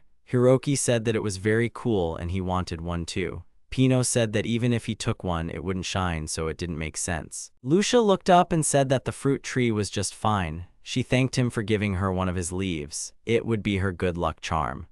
Hiroki asked if there were trees that loved humans. Pino replied that there were very few such trees in the world and that they all loved elves. Although she heard that there is an elf who is called the Elf of the Great Trees, and this could mean that there is an elf who is loved by the trees more than others. Hiroki asked about the Elf of the Great Trees. Lucia replied that from the rumors she knew, that was his name, but she didn't know why. She then asks Pino, but the girl replies negatively and says that it is still a mystery whether there is such an elf or not. Then Pino said that it was getting dark and then suggested that they spend the night there. Hiroki said why not. Soon Hiroki and Lucia take out a tent from their luggage. The young man says that the tent is simply wonderful. He looks inside and thinks that it is unlikely that they will both fit in there, even though it is only a portable tent. Then he thinks about him and Lucia. Even if it's normal in games, he forgets that Lucia is already a woman, and is it normal that they will be alone? They have already slept in the same room, but it's a small tent and they will definitely accidentally touch each other. Lucia settled into the tent and said that it was very comfortable. The young man agreed with her and thought that everything seemed fine. Meanwhile, Hasan is also trying to assemble his tent. Hiroki says that the tent is getting bigger and Lucia adds that it is just like her bow. Hasan said they made the tent materials smaller using magical stones. Liliana adds that they had to work hard to find these stones. Lucia says they still have a long way to go, so she thinks she'll start collecting them too. Hiroki agrees with the girl. Pino says to look at everything. She used the stones for kitchen utensils. Hiroki thought it was a luxurious way to use stones. Pino said in all seriousness that food is important and it enriches your mind and body. Hiroki agreed with the girl and Lucia laughed at this. Today's lunch would be mushrooms from the mushroom leases she got from Hiroki, and the meat of the ferocious boar they caught yesterday. Lucia was surprised and asked if Pino really ate monster meat. Hiroki thought Pino was eating monster meat just like in those time travel stories. Pino said it was delicious. Pino has no prejudices when it comes to ingredients. Lucia says, don't monsters disappear after defeating them? Pino says, if you use it, then no. Liliana adds that Pino is an alchemist after all. Creating drugs is her path. Cook after putting the ingredients on the tree leaves with oil on top and the dish is ready to serve. Soon the dishes were ready. Pino warned everyone that it was hot.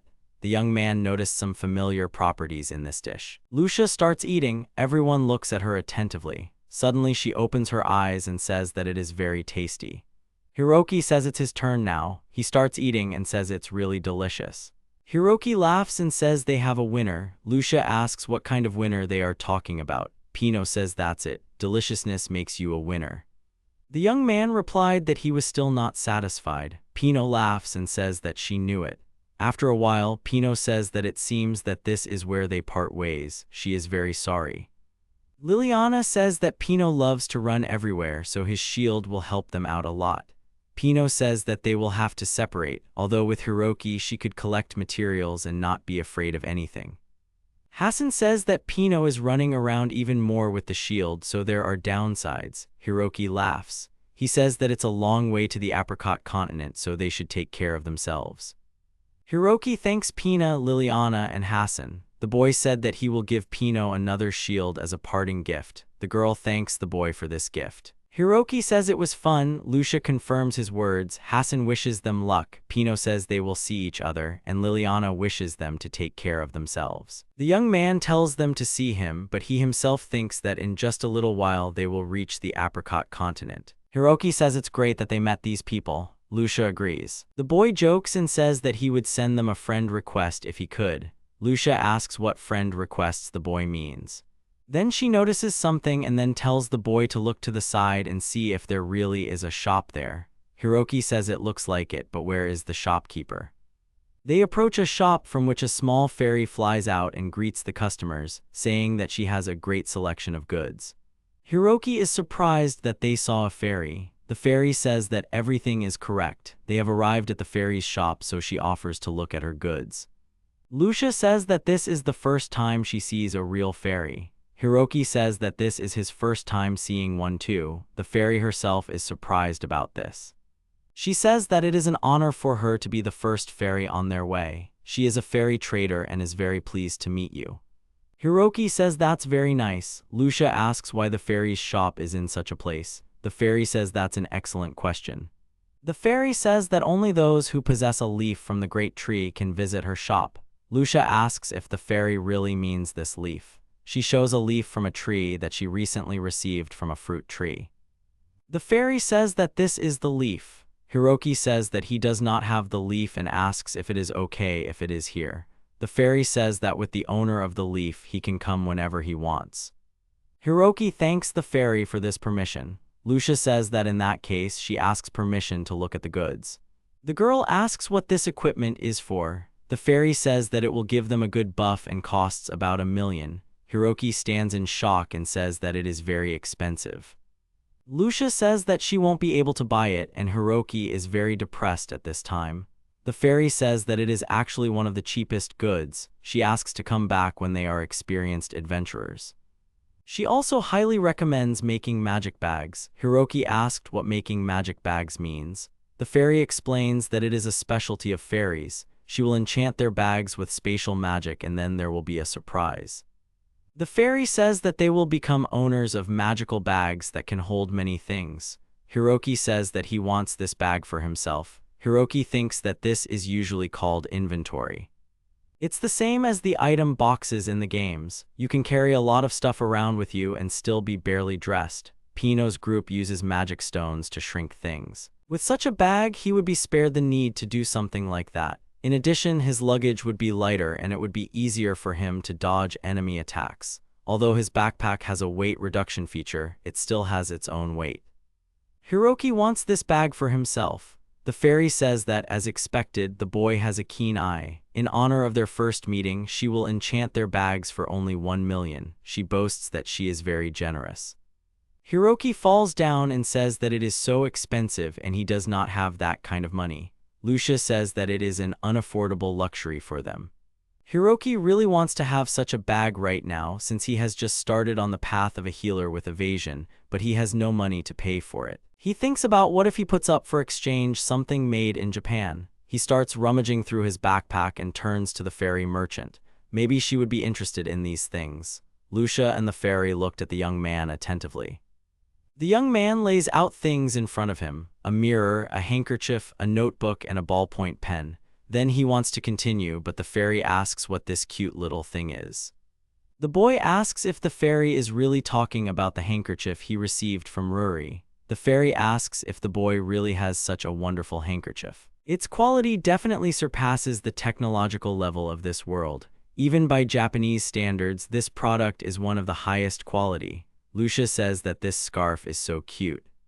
The fairy holds a handkerchief in her hands and says that if the young man gives her this handkerchief, she will make him a magic bag. Hiroki immediately agrees. He is surprised that the fairy has agreed. Lucia asks if the young man is really sure of this. The fairy at that moment was happy and screamed with happiness. Hiroki says it's okay. If they have magic bags, it will speed up their progress.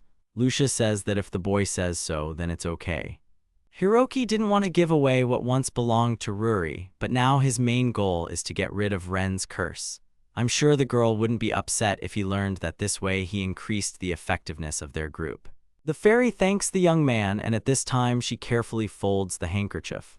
Now that she has such a rare handkerchief, she is in a wonderful mood. The fairy says that for their sake she will make an exception and charm bags for both of them. She says that she is very generous. Hiroki is surprised and asks if the fairy would really do that. Lucia is surprised that she would also be enchanted with a bag, and then she says that she doesn't have a bag. The fairy tells the girl not to worry because those pockets on Hiroki's leg will do just fine.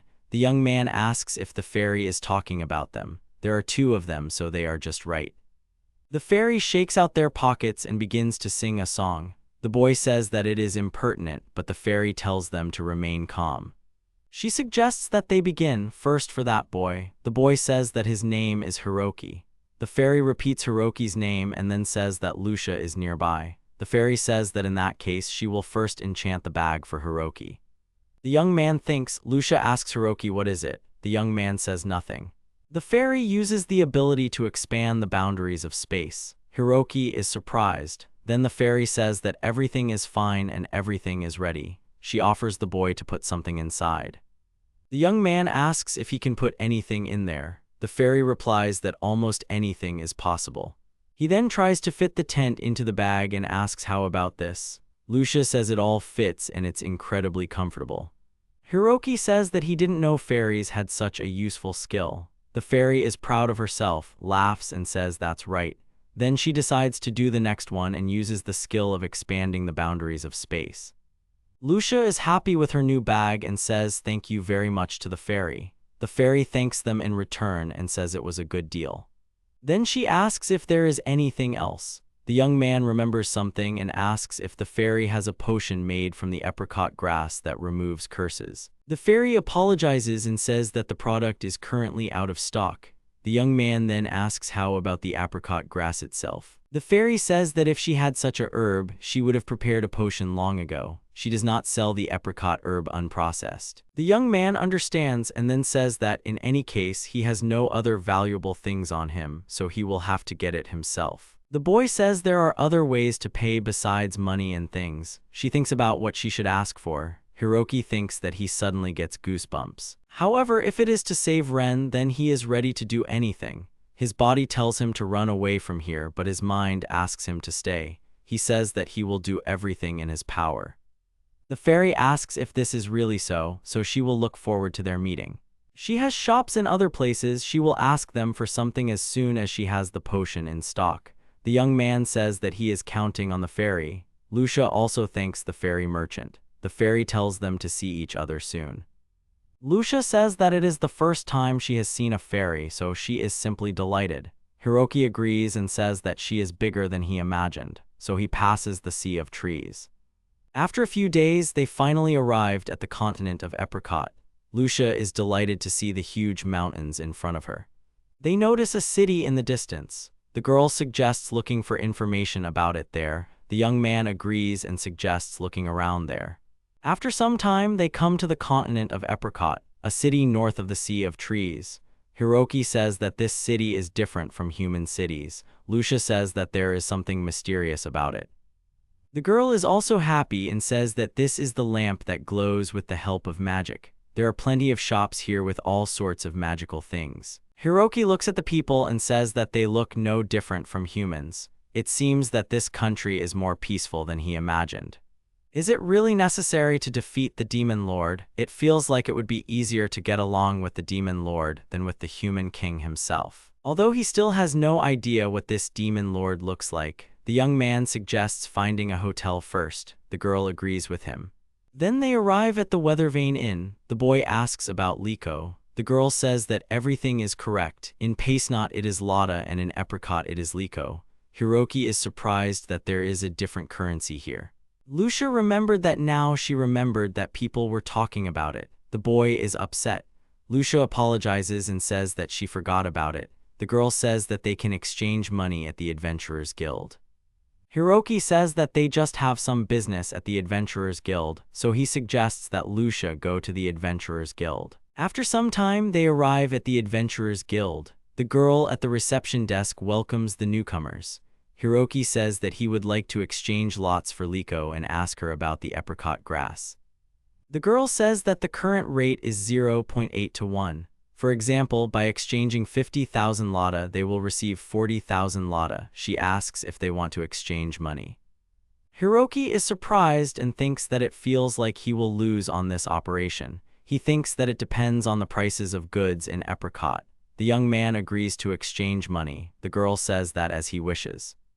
Then she says, what about the apricot grass? Unfortunately, it is a very rare grass. Even their guild does not have any stocks of it. The young man says that he wants to make a curse-removing potion from this herb, so he politely asks to tell him where he can find it. The girl explains that there is no specific place where this grass grows, but they have some guesses. The young man asks what guesses the girl is talking about. She agrees and says that this herb grows in places with a high concentration of magical power, but there is no guarantee that you will definitely find it there. The young man says that he understands. The girl opens the map and says that places with high concentration of magical power are mountains, rivers, lakes, and forests. There is no information about the apricot grass being underwater, so either mountains or forests remain. There is much more magic concentrated in the mountains, but the monsters there are also much stronger and more dangerous, so people don't often go there for materials. The magical power is weaker in the forests, but the herbs are most often collected there. Hiroki realizes that the concentration of magical power is higher in the mountains, and the monsters in the forests are not as dangerous. Another girl who just approached gives a positive answer.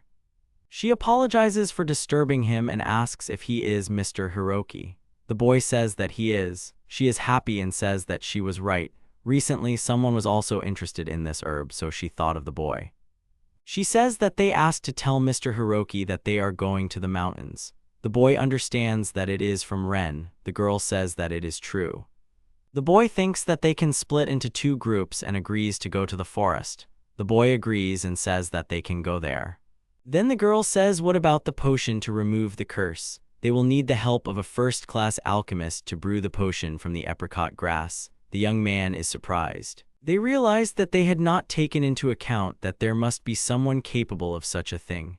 The girl says that alchemists are not studying in the guild, so the guild will not be able to help them. The girl asks if they have any alchemists as friends. Hiroki thinks about his alchemist friends and then remembers Pino. He thinks if only he could send friend requests. He is not sure if Pino is a first-class alchemist, but perhaps she knows other alchemists who are more experienced. Lucia agrees and says that they did not ask them where they were going. The guild girl says that they can still try to hire an alchemist through the guild, so they shouldn't despair. Hiroki says the girls are right. He asks them to put up an ad. Lucia says that if at least one alchemist shows up by the time they find the apricot herb, everything will be fine. The young man agrees and tells the girl to start searching. The girls from the guild show a point on the map and say that this is the place where the herb is most likely to be found.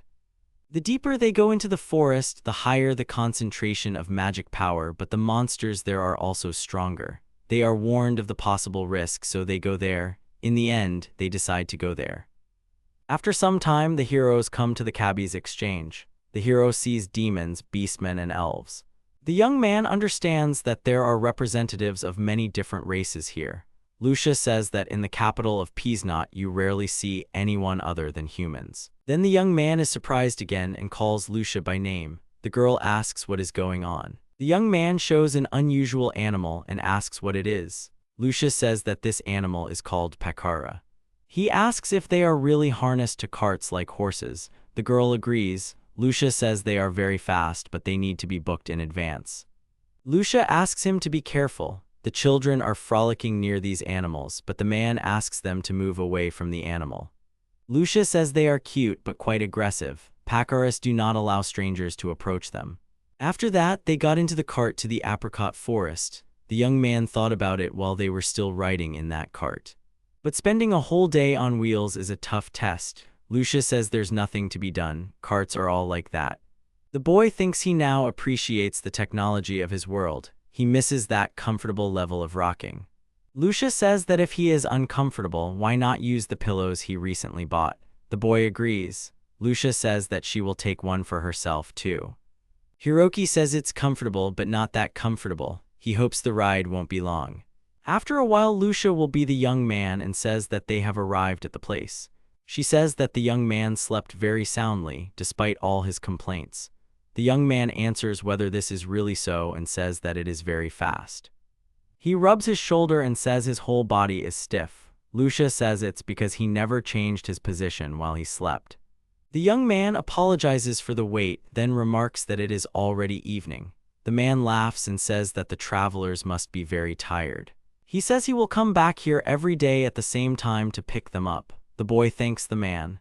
Lucia says it will soon be dark, so she suggests spending the night right here. The boy says that is a good idea. They often had to sleep in the open air, so he was already used to it. He began to collect brushwood. Thanks to the magical bags, they can take kitchen utensils and many ingredients with them. It will be easier to make long journeys. Lucia says that the meat is simply delicious.